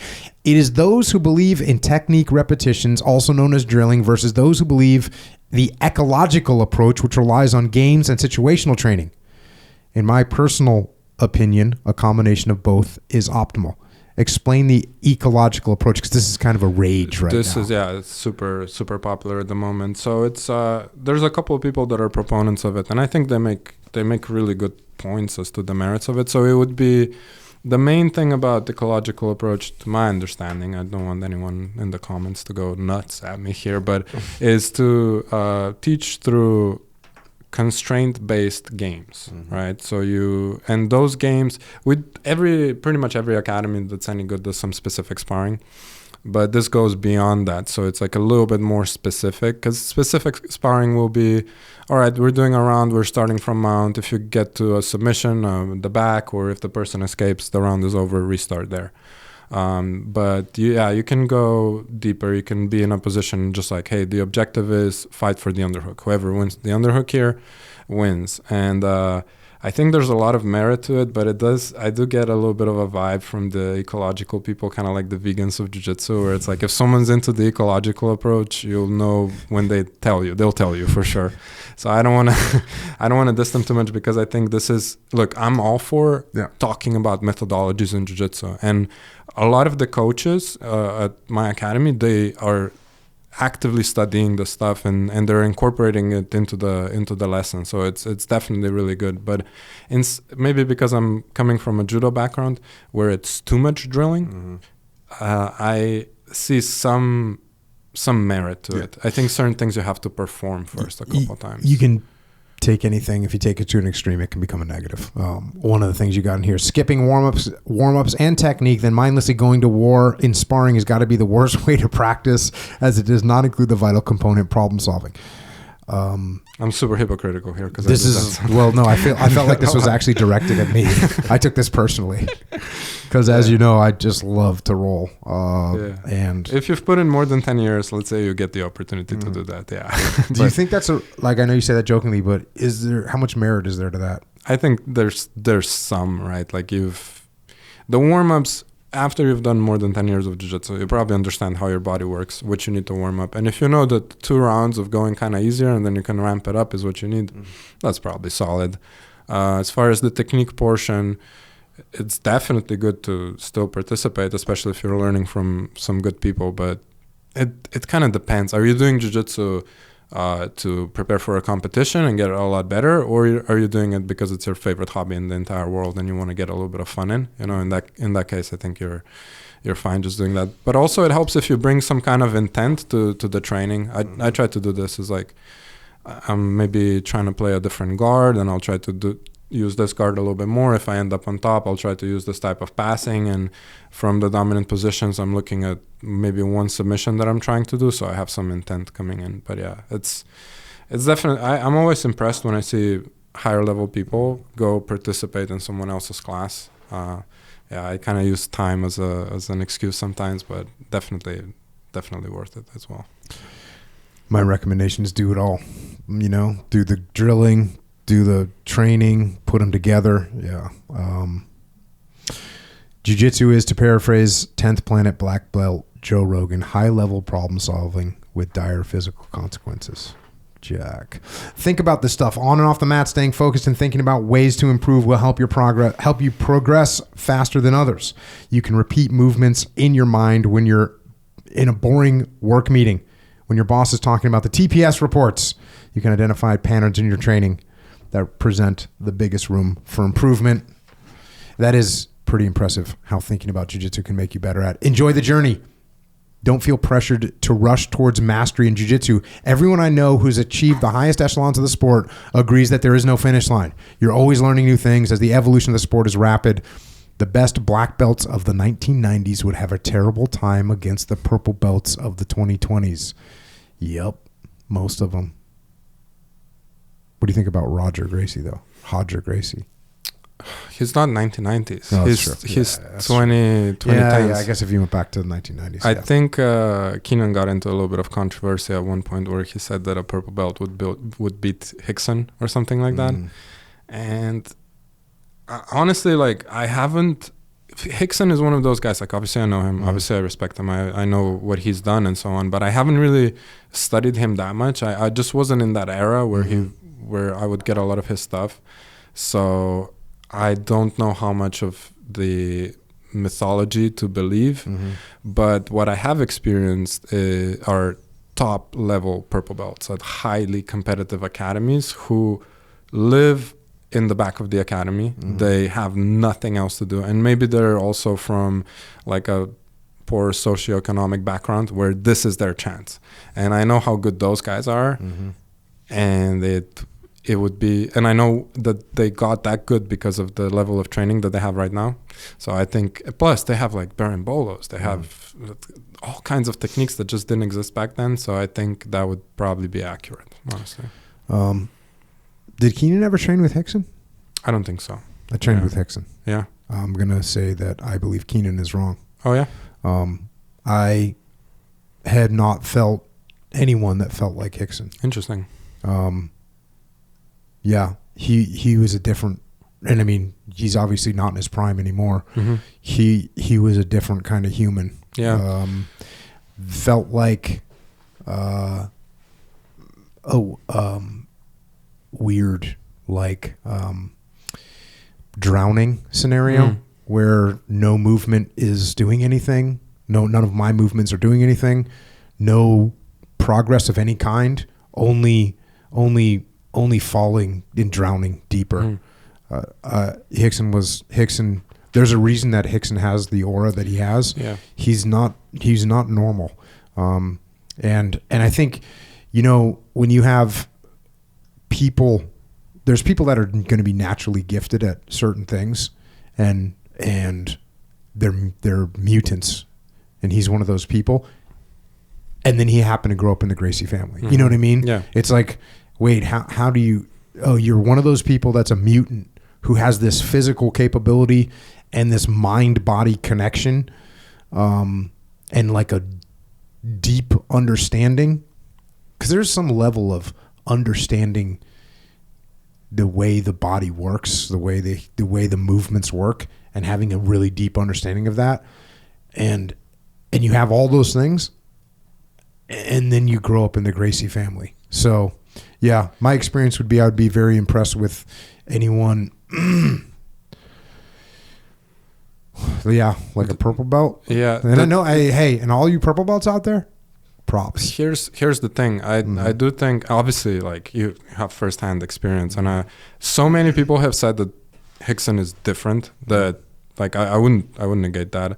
I would wish I had the opportunity to roll with him at his prime. That would be an awesome experience. But the purple belts, the best purple belts of today, some of them you could put in the black belt division of today, and they would win matches. Yeah, for sure. So that's I can only speak to that. But yeah, it's just. Is it true you think that they put Royce to the UFC instead of Rickson because he would have made it look too easy? I heard that they put Royce because he was a little bit lighter, a little bit less intimidating. Royce was smaller, and I think it was probably a little bit of and Royce was just on Rogan's podcast, and he kind of talked about this, and I forget exactly what he said, but part of it was also, in my opinion, would be like, hey, look, if anyone happens to beat Royce, we're going to bring out Rickson. Yeah, we'll bring out Rickson, and then it's like, we'll watch what happens.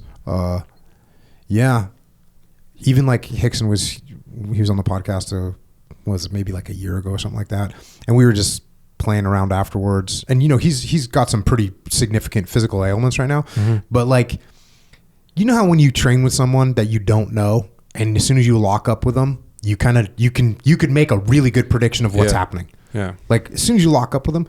So Rickson's, what is he now? Maybe 60 years old, something like that. So we're just like kind of talking through some stuff, and like we're starting to grip up a little bit, and I got that feeling like, yep, like look, he's older, but you can still feel that he has some understanding, some connection. Really, that's what it is. And actually, let's face it, he calls it invisible jiu-jitsu. He talks about invisible jiu-jitsu. He has some connection to the whole thing that's different. Yeah. How crazy it is it? And most people that don't do jiu-jitsu can't understand it, that within 10 seconds of gripping up with someone, you can kind of know. And let's say it's stand-up. I get an underhook on you, and you do something, 10 seconds. I have a really good estimate of how good that person is. And I don't know how that works, like how that information gets transmitted, but even in matches, I've had situations where I was like, I gripped up with someone, and I was like, either like, oh, okay. Or I was like, oh damn. Okay. Yeah, that's wild. But yeah, you can see that even in training. You lock horns with someone, and you kind of know. Yeah, it's weird too. Like, I mean, I trained with Rickson, and like I'd watch him train with other guys, and everything that, like, the way he treated me, he would just do with everyone. And it was like, oh, he's not, this is just different to watch.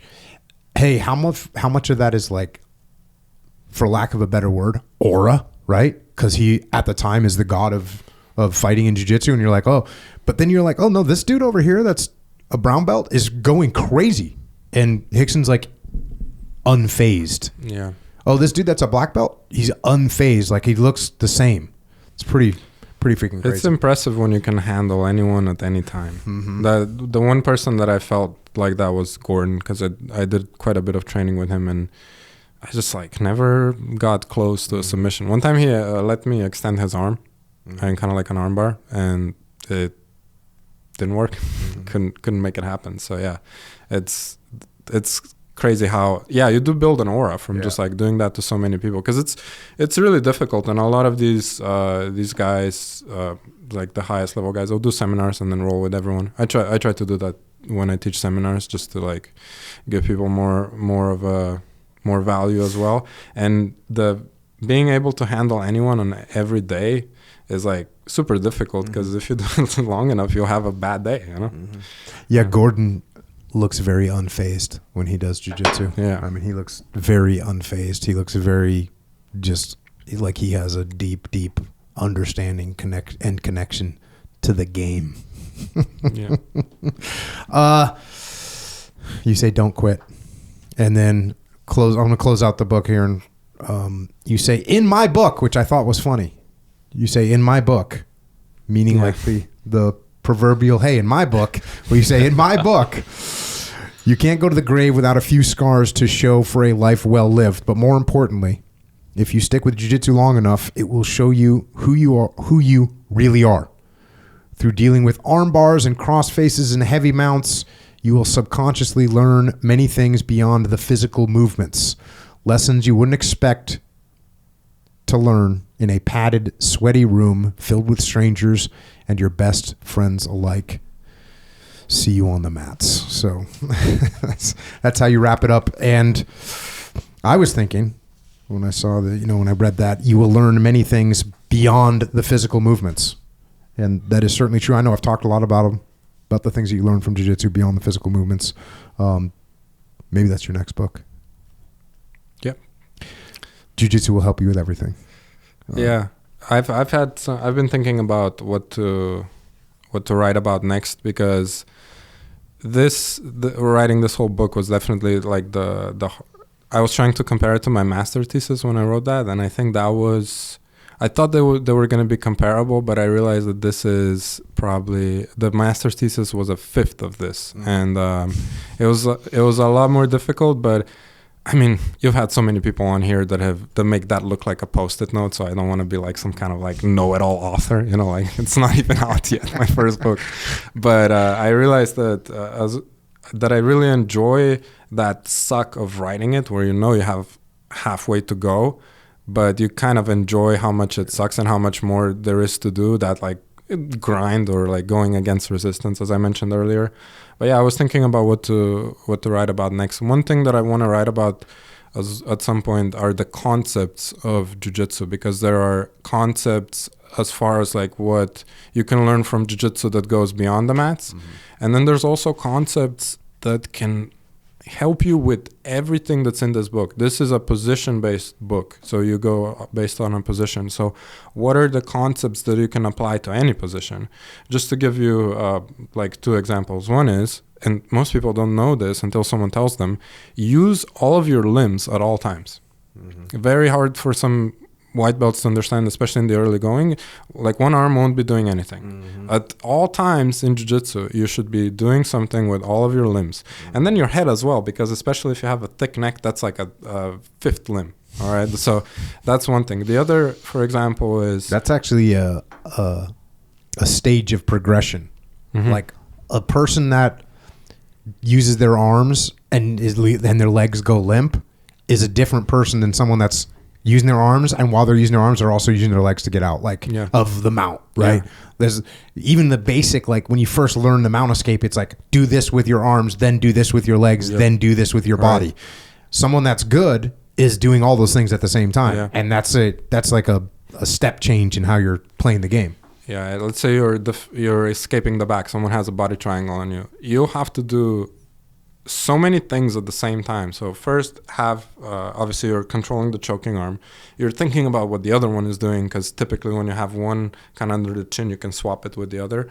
And then with the lower body, you have to use your legs and your feet like arms to disassemble the body triangle. And you have to do everything at the same time. So there's a lot of, it's actually really fun. It's another example of decentralized command, by the way. Like, I've got one squad moving forward, I've got the other squad moving to the flank, and this is what we're doing on jiu-jitsu. You got your arms doing one, you got one arm doing one thing, one arm doing something else, and your leg is doing another thing, and your other leg should be doing something else, either supporting the other one or what. So there's a lot of things that have to be happening. And this is also one of the biggest benefits of jiu-jitsu, beyond like just being able to defend yourself or whatever, is that you are so in the state of no mind. You're so in the flow. When you're engaged at that level, you can't think about anything else.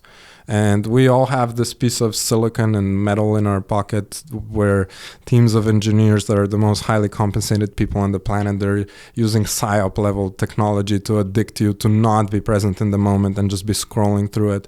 So I think everyone that goes on the mats and starts doing jiu-jitsu, when someone's choking you, you can't think about your taxes, your relationships, your boss, and the war in insert place here. You can't think about any of it. So that gives you like a little reprieve from that craziness. And especially the way things are going with like AI and all that stuff, I think it's just gonna get crazier. So doing something primal where you can go to the mats and you just hang out, you get that sense of community of a tribe. That's why I think in the Jiu-Jitsu Academy, the vibe is so important. It's hard to put a finger on what it is, but if you're an academy owner, you have to create it so that people enjoy being there.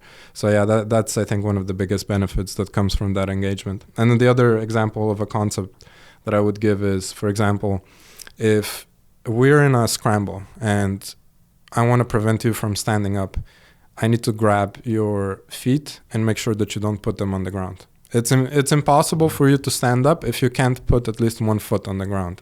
And that can be from the guard, that can be from a scramble, that can be from a takedown. So yeah, that's where I think there's room to write something new. Yeah, conceptual jiu-jitsu. I know that's something that Dean was always very focused on. Everything to him would be like, he would be teaching a class and he'd tell me like, hey, here's the thing going on over here, like this four corners principle. He had all kinds of little 50 cal. He had all kinds of little principles that he would talk about a lot. I might actually have to talk to him about. No, he would be great for that, because that's the way he thinks. So does that get us up to speed? It's kind of what we're doing. I think so. Yeah. So where can people find you? You got legionsandiego.com. That's for the academy. Yep. The book, No-Ghee manual.com. Yeah. As people heard, I've had some experience making websites, so I made that one. You can get all the info, even a free chapter. I would recommend just grabbing the book, but you can get a free chapter if you don't trust that it's good after us talking for hours here about it. And that's where the videos are going to be. So 2 different kinds of videos, the demos and then the full No-Ghee video manual, where you can actually see me teach. And I'm also, I noticed that I've been building this at the moment, and I noticed that the video manual course software thing also has the option to create a community. So for those people that get the No-Ghee video manual, you have the option to ask questions about it as well and get some extra insight. Instagram, Legion_AJJ. Yep. And you're on Instagram as well, at Miha JJ.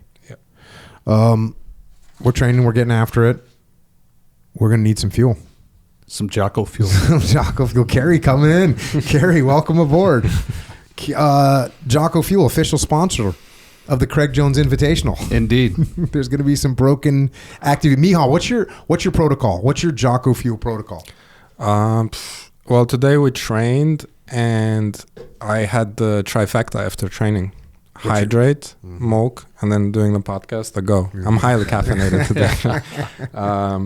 I've been, ever since you came out with the drinks, which honestly, I think it's kind of funny, because in those first podcasts, I think there was a question, where I think Tim Ferriss asked you if you ever do caffeine, and you said something like, I might be completely getting this wrong, but something like, yeah, when I would drive through the desert in a Humvee, I would have a Red Bull or something. And now you have like one of the fastest growing energy drink companies, which is kind of funny. But I've been buying these for the academy for as a couple of years now, and we consume a lot of them. In my office, actually, I have a corner, because I got lazy throwing all of the cans away. I have a corner tower of empty cans that's like three wide, going all the way up to the ceiling. So yeah, definitely a fan of it, because caffeine is cool. What I typically do in the morning, I wait an hour to 90 minutes before I have some caffeine. So typically get some water, electrolytes, like maybe the powder, and then put some creatine in there just so I don't forget. During the day, drink some more water, then get some caffeine in. I'm a big coffee guy, a coffee snob. So I try to do 2 portions, like 200 milligrams of caffeine. I don't really want to go beyond that. So coffee, and then when I get to the academy, typically before training, do a go. But never really after noon. Yeah. Because then I can sleep. And yeah, I've been smashing the RTD Mokes for a while now. Have you tried the coffee RTD Moke yet? I have, yeah. Actually, you like it? I actually like it. So I don't typically drink that one because I like my coffee. Got it. You know, from like in a black. Yeah, you're doing some kind of like coffee snob scenario. Yeah, I used to do like the pour overs, but I got a machine now that it's very important to do the bloom first. If you don't do the bloom, you get a really bad coffee. So the bloom is where you put the ground coffee in, and then you pour just a little bit of water over it. You wait 30 seconds, it lets the coffee bloom, and then you pour the rest over. So I used to do that by hand, but then I did the math of how much time that takes me every day, and then I did the math of how much the machine costs. It does that already, so I just bought that. So that's how I get my coffee, and it has to be single origin. It has to be from Costa Rica or like a place like that. But that's typically the coffee. But it tastes super good. If I was the type of person who would go to Starbucks and get like, I don't know, like whatever cold brew latte or something, it tastes really good. Yeah, people like coffee, even coffee snobs dig that Mulk. So yeah, Jocko Fuel, JockoFuel.com, check it out. How's that hydrate situation at your house now? Have you like stabilized the consumption? We stabilized it. Yeah, right. There's like, when we first started getting the bottles of hydrate, my whole family was just going ham, and it was like everyone drinking, because quite frankly, everyone in the family's getting after it. I mean, everyone's training jiu-jitsu, everyone's lifting, everyone's working out, everyone's like sauna activities. So we got a lot of people in the family. So if everyone's drinking like 3-4 of these things a day, that's like 15 to 20 hydrates getting drank a day. And I had to put the kibosh on my family, be like, yo, like use the powder, because we have hydrate powder. Yeah. And if you're at home and you're going to be at home, just what I'm doing right now is I'm saving the bottles and just putting them filling with water, put them in the fridge, and then pull out the powder. Because bro, like the world's not made of money. You know what I'm saying? So if you got a family that's consuming like 2 cases of hydrate a day, that's a little out of control. Get them on the powder. But yes, we got it contained. Right on. Scenario contained. The full palette of a delivery. I mean, Rana, my daughter, she's training. She trains in the morning at Victory. She trains at lunch at Legion. She trains at night at Victory. She works out in between those things. She'll drink 4 or 5 of these things herself a day. And I get a text from her at 8 o'clock at night. Can you turn on the sauna? Like, oh, you're going to come home in sauna? What are you going to do when you need that? She's going to have a hydrate on the way when she's walking up to the sauna, gets done, have another one. Freaking losing her mind. Yeah, put me bankruptcy over here. I had to put the kibosh on myself. I'm limited to 2 now, 2 a day. Yeah. After the gym, I'll usually smash one, like, because I do the sauna after the gym. So I got to get that hydrate when I get home. And then in the afternoon, you kind of want that something tasty. See, what's getting me is the fruit punch one. Yeah. The fruit punch one is so good tasting that's like a post-dinner. You're European. What do they drink? They have like a special wine that they drink that's sweet at night when they get done with a meal. It's like, See, that's what my hydrate is for me. Right. That's my high class. You know, I forget what that thing's called. Yeah, I'm not into alcohol at all, honestly. They've been really popular at the gym, especially in the summer. You have to get electrolytes, and I think a lot of people know that now. Yeah. And the electrolytes that we put in there is perfect. And you know, look, doing the no artificial sweetener is such a big deal. It's a game changer. So I got interviewed the other day by like an industry magazine or an industry website, and they're like, well, don't you think you're going into a saturated market with these problems? I was like, no, we have a monopoly. We have a monopoly on these markets because we make products that no one else is making anything close to. So I'm not worried about it at all. We have a monopoly, and people, and especially because more people are reading ingredients now. Read the ingredients and get yourself some Jocko Fuel. By the way, pretty soon you're gonna be able to get Jocko Fuel in Walmart mid-August. So we want to get this stuff into as many people's hands as possible. Give them a healthy option. One of the best ways to do that is going to the biggest retailer in the world. So going into Walmart, get some. We got Hydrate. We got Greens. We got Molk. We got Joint Warfare. Krill Oil. Super Krill. Check it out. Go to jockofuel.com or go to Wawa. Go to Walmart. Go to Vitamin Shop, GNC, Military Commissaries, AFES, Hannaford's, Dash Stores, Wakefern, ShopRite, HEB, Meijer, Wegmans, Harris Teeter, Lifetime Fitness, Shields, and, of course, small gyms, Jiu Jitsu gyms, like Miha. Hey, if you're a Jiu Jitsu gym owner, you want to supply your people with the goods so they can keep training and keep getting after it. If you're a CrossFit gym, if you're a powerlifting gym, if you're a Globo gym, doesn't matter. Email jfsales@jockofuel.com. And if you go to one of those gyms and you don't own it, but you go there, let them know you want to get the goods. That's what we're doing. Also, if you're training jiu-jitsu, you're going to need some clothing to train jiu-jitsu in. OriginUSA.com, American-made goods. What are you wearing? You got some Origin shorts on over there? Yeah. I was telling you earlier, complete truth. This summer, I have 3 pairs of these shorts. I don't know what they're called. I know they're just extremely comfortable. Not a single day have I left the house wearing anything else because, first of all, why would I? I've constructed my whole lifestyle around not wearing constricting clothes. When I was traveling around the world, I did not have a pair of jeans on me, I believe. Or maybe I had one just in case I had to get in somewhere. So not a big jeans guy. And when you guys came out with the jeans, I bought them for the first time, and then incredibly comfortable. Like as a guy who kind of doesn't like jeans, I thought they were crazy comfortable because I could do all of the things that I can do in my I don't know what they're called, like joggers, slacks. I just wear black joggers in the winter when it's kind of colder. So they had the same range of motion. For me, it's really important. If I need to do squats in jeans, I can do them. If I need to get into a fight, I can get into a fight the same way.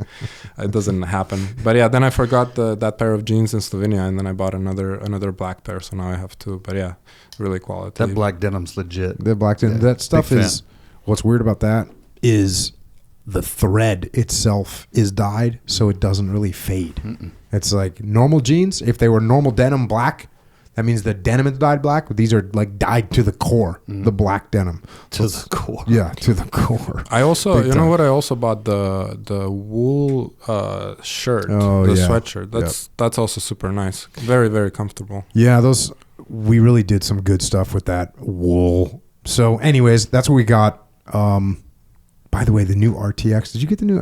You don't have it. I don't have it yet. Yeah, it's called Burr. But this stuff is like, it's like silk weight. It's just perfect. Just perfect workout gear. It's also perfect, like just wearing around whatever you're doing because it's just light, like silk weight. So it's a base layer, wicking, quick drying, all that stuff. So OriginUSA.com, stuff made in America. Even the Slovenians want stuff that's made in America when they live in America.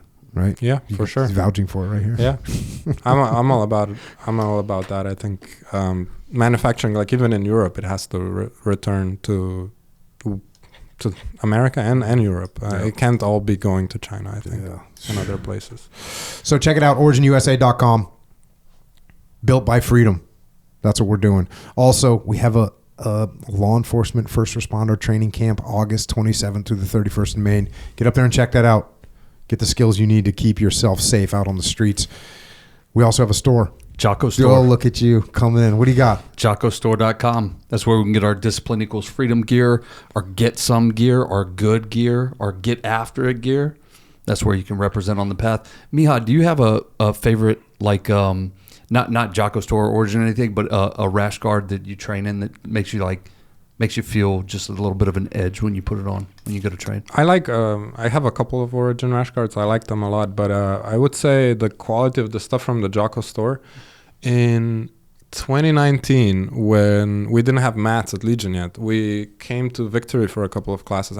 You weren't there, I would definitely remember, but Echo was there and Dean was there as well. And Echo gave me two t-shirts. Mm-hmm. One of them is Back to the Book. That one's kind of my favorite because big book guy. But those t-shirts, so 5 years ago, washed a million times. Mm-hmm. They're the same as they were. Why did really Echo give you t-shirts? Because you're friends with Keenan? Yeah, I think so. And he just kind of brought you into the fold? Yeah. Very nice guy. Yeah. I wish he was here. No, it's cool that Echo's no offense, Gary. No, we like you too. None taking me out. Yeah. The reason I ask is, we've talked about this before on the podcast. You put something with that Discipline Equals Freedom on it, with the X flag on it. Yeah. You put that on, something changes a little bit. Yeah. Maybe go a little harder in that sesh. Yeah. Maybe go a little harder in training. But in any case, that's where you get it. JockoStore.com. We've also got the Shirt Locker subscription situation. New shirt every month from Jocko Store, from the mind of Echo Charles. Pretty cool designs. And now I've gotten so many now that I've got shirts that I train in, shirts that I go to the gym in, and I've got like my going through the protocol, my alphas, process. Yeah, like my the nice shirts that I keep. When you dress up. Yeah, when I dress up. That's one thing that's sick about San Diego and California in general. Like, I'm taking you to the best restaurant in town, darling. Let me put on my nice t-shirt. Check out JockoStore.com. Also, you need steak, primalbeef.com, ColoradoCraftBeef.com. You need ribeyes. How many ribeyes did you cook when weren't you cooking ribeyes? Yeah. Wasn't that your primary deal? Yeah, that in Norway, I got this gig at this really nice restaurant, and I basically brought this somewhat enhanced CV in there to the head chef, and he was like, he gave me a chance, a legendary guy. But when he hired me, he gave me a chef's jacket, and I didn't actually know how to put it on because I was never a chef or a cook. But they put me outside in the grilling station, which had like this breathtaking view of all of Oslo, and I was just slinging ribeyes. Probably did 500 to 1,000 of them. So now one of my superpowers is just like seeing when a ribeye is done, and then when it's proper. But yeah. Definitely like the best cut of beef. Maybe, picanha is also really good. Picanha? Picanha is kind of like ironically, a Brazilian cut. It's got that, it's something cap. It has that like one layer of fat on top of it. Yeah, fat cap. Mm-hmm. I'm going to have to look into this. Yeah, it's very, very good meat. Yeah. Yeah. Because you can get the ribeye. You can get the ribeye cap, which is just that piece that if I'm not careful, my freaking children will steal off of my steak. Yeah. Like, that's actually, dude, like, that's good. That's impressive that they know that. Yeah. They're adults, freaking savages. I typically get like a ribeye roast or something and then cut them myself. It's typically a little bit cheaper than just buying ribeyes that are pre-cut. But yeah, that's one of my favorite fuel sources. Mm-hmm. Well, if you need steak, go to ColoradoCraftBeef.com or PrimalBeef.com and get some freaking outstanding steak. Also, subscribe to the podcast. Also, JockoUnderground.com. Also, YouTube channel. We got this YouTube channel. We got the Clips channel now because Echo Charles got busy. Indeed. We have the Jocko Fuel YouTube channel. We have Origin USA YouTube channel. Do you guys have a Legion YouTube channel? Yeah, we do. We mostly post shorts on it, but we're going to put some long form content. What is it, Legion AJJ? Well. Legion AJJ, I think. Cool. So check that out. Psychological Warfare, Flipside Canvas, Dakota Meyer making cool stuff to hang on your wall. Books. We've written some books.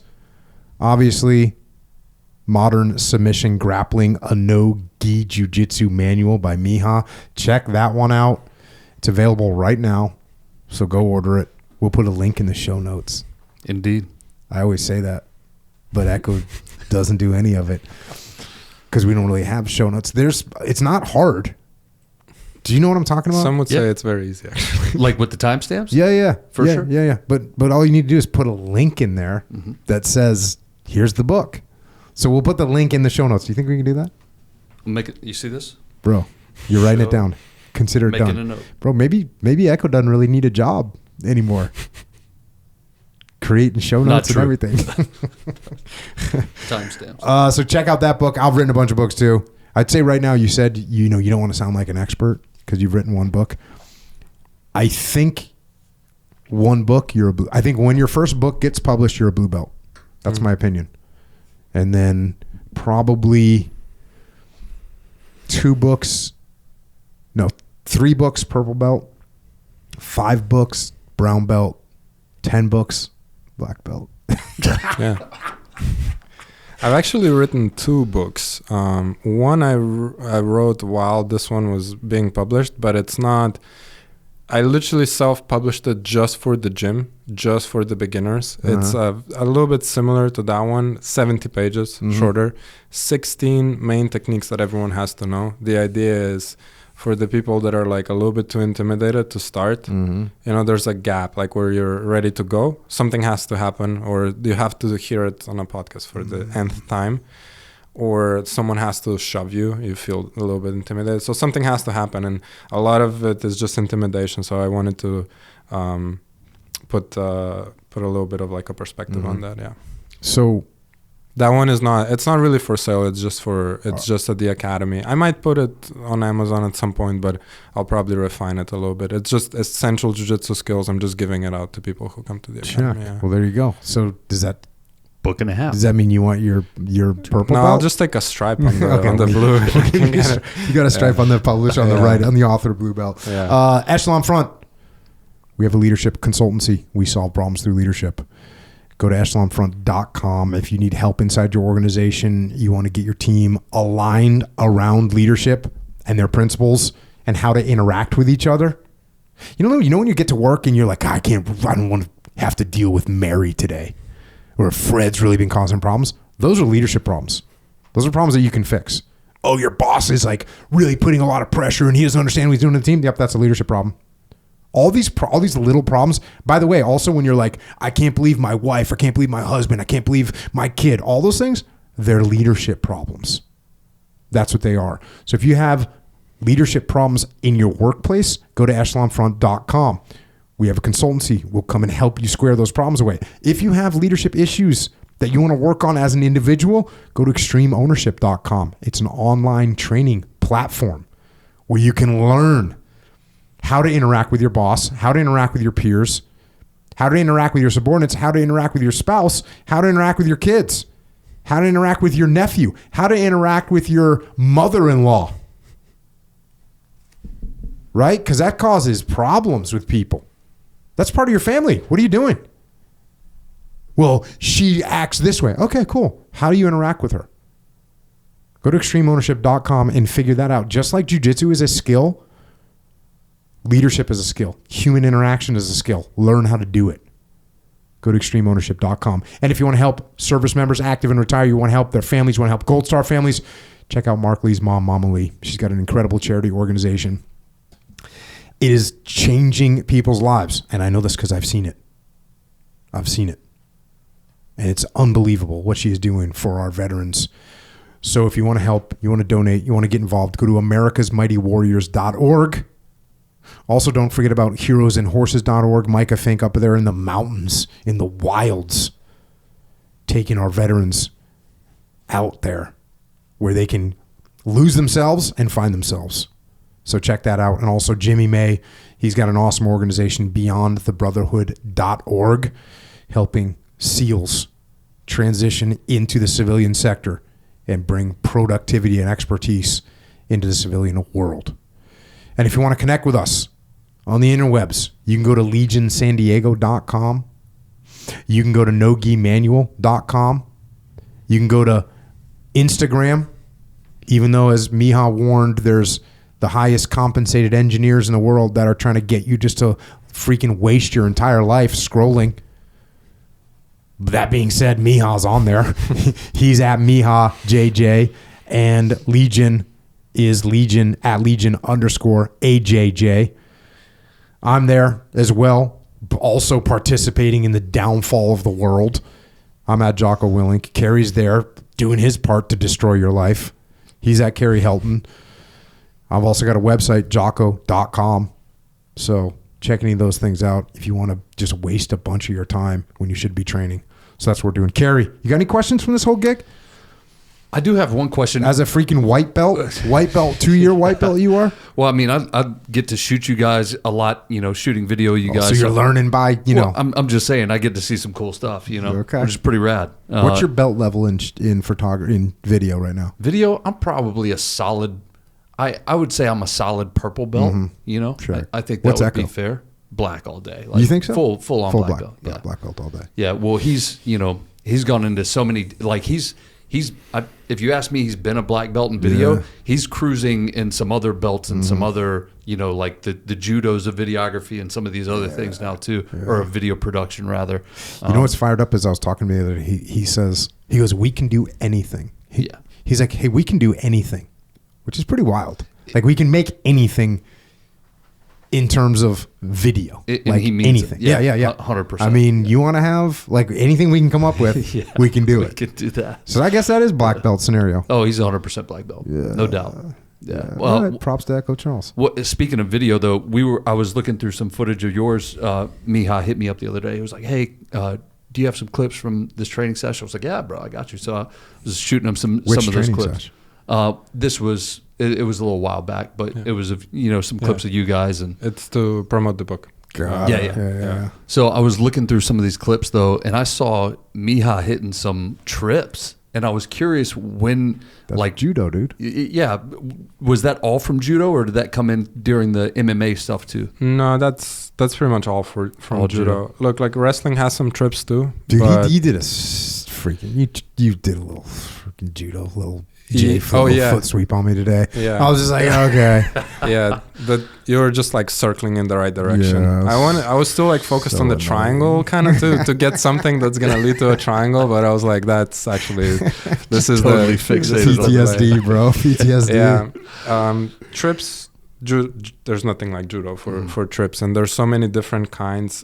I actually like to say that a foot sweep feels better than a submission when it's performed properly because See what he's doing right now? See what he's doing? That You see thing what I he's trying got to on say you today? He's like, earlier. oh yeah, but I felt even better than the freaking triangle you got me.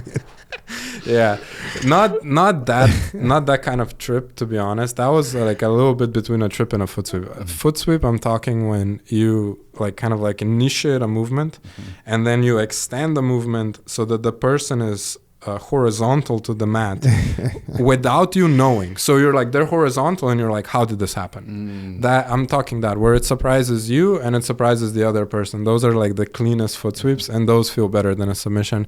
There's also some ways to kind of like force certain foot sweeps. I think the one today was like somewhere in between. So no, you're still up on the scorecards. But yeah, that's all from judo. And then you have trips like ochigari, kochigari, and then there's the osotogari, which is honestly my favorite takedown throw. Also, I think it's like I teach it a lot when I teach like law enforcement people and like military people, because it's very effective. If you have to like grab someone, throw them to the ground, it's super good. And you can either, if you have grips, you can pull up right before the person hits the mat, you pull away a little bit. Or if you want to send them to hell, you can also push in and throw someone super hard. You did that podcast on Kimura, based on the book I gave you, and he was notorious for concussing people with osotogaris. It's like just that throw. So yeah, that you have various things, but they're all from judo pretty much. Yeah. Right on. Those are Thanks, bro. Is that your only question? Well, that was the one I was most curious about. Yeah. I went skiing with Miha, and you grow up skiing in Slovenia. It's kind of one of those things that gets you this ski thing. So my sister is like a savage skier, and she lives in Montana. She just skis all the time, and she's a badass skier.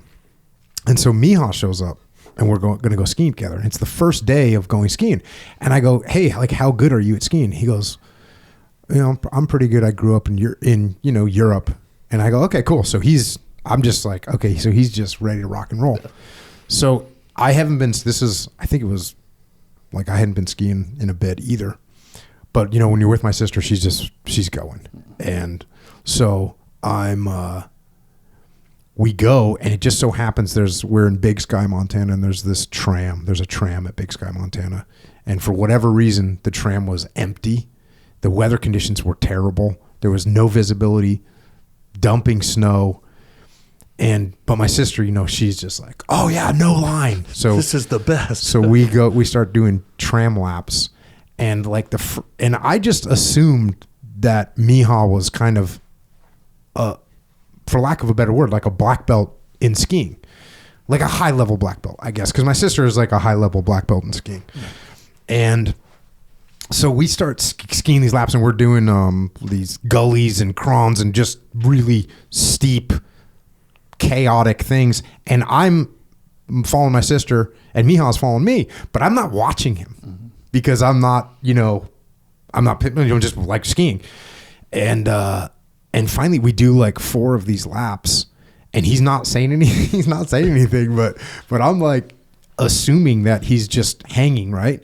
And everything's cool. And finally, like the 4th lap, I like look up at him, and look, he obviously grew up skiing and he's a very good skier, but he hadn't skied in a long time, and he was hanging on by a freaking thread, and he'd been just freaking manning up and just being like, yeah, let's do another one. I'm like, we're doing another one. For some reason, I'm not like as intimidated by skiing as I should have been. And like on one of those runs, I think on the second run, I fell like right on the steepest part. Kind of like rocks were to one side, and then like I was like, man, what are we gonna do here? Like if I slide down, I'm probably going into the rocks. Yeah. It was extremely steep to the point where I couldn't really like kick my snowshoes, the skiing shoes into the mountain enough to go higher up to grab my ski. Yeah. And then eventually I put it on and got on there. But yeah, I don't know why. I'm just like easily peer pressured. But if you were like, hey, let's go surf Jaws, I'd be like, hell no, dude. I'm like staying here. I'm gonna watch you guys.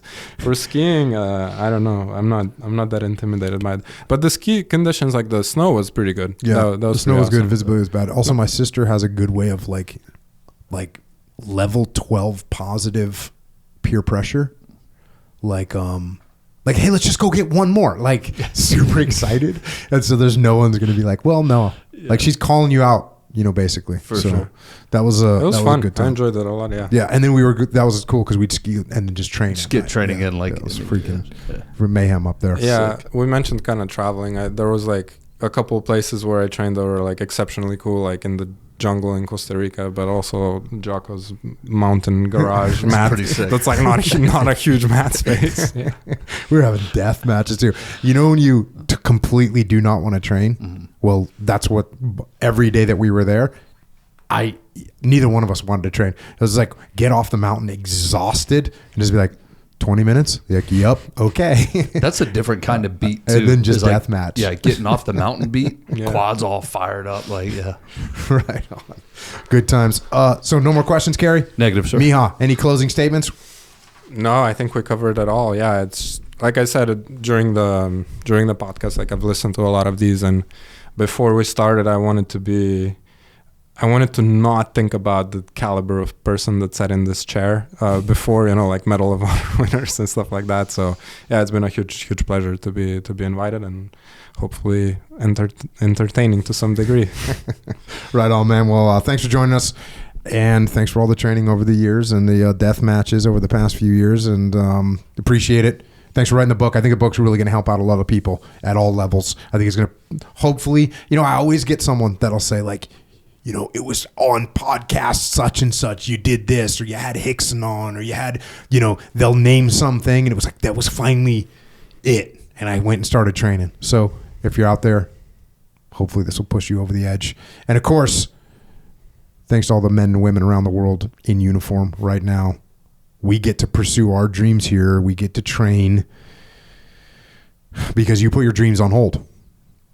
You put your dreams on hold, and in some cases, you sacrifice your dreams for our freedoms. And we thank you all for your service. And also thanks to our police, law enforcement, firefighters, paramedics, EMTs, dispatchers, correctional officers, border patrol, Secret Service, all other first responders.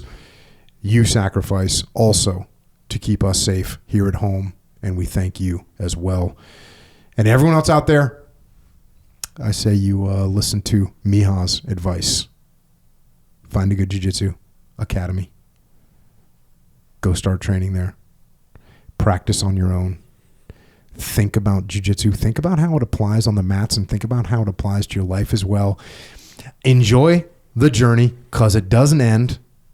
So you might as well enjoy it. And of course, don't quit. And that's all we've got for tonight.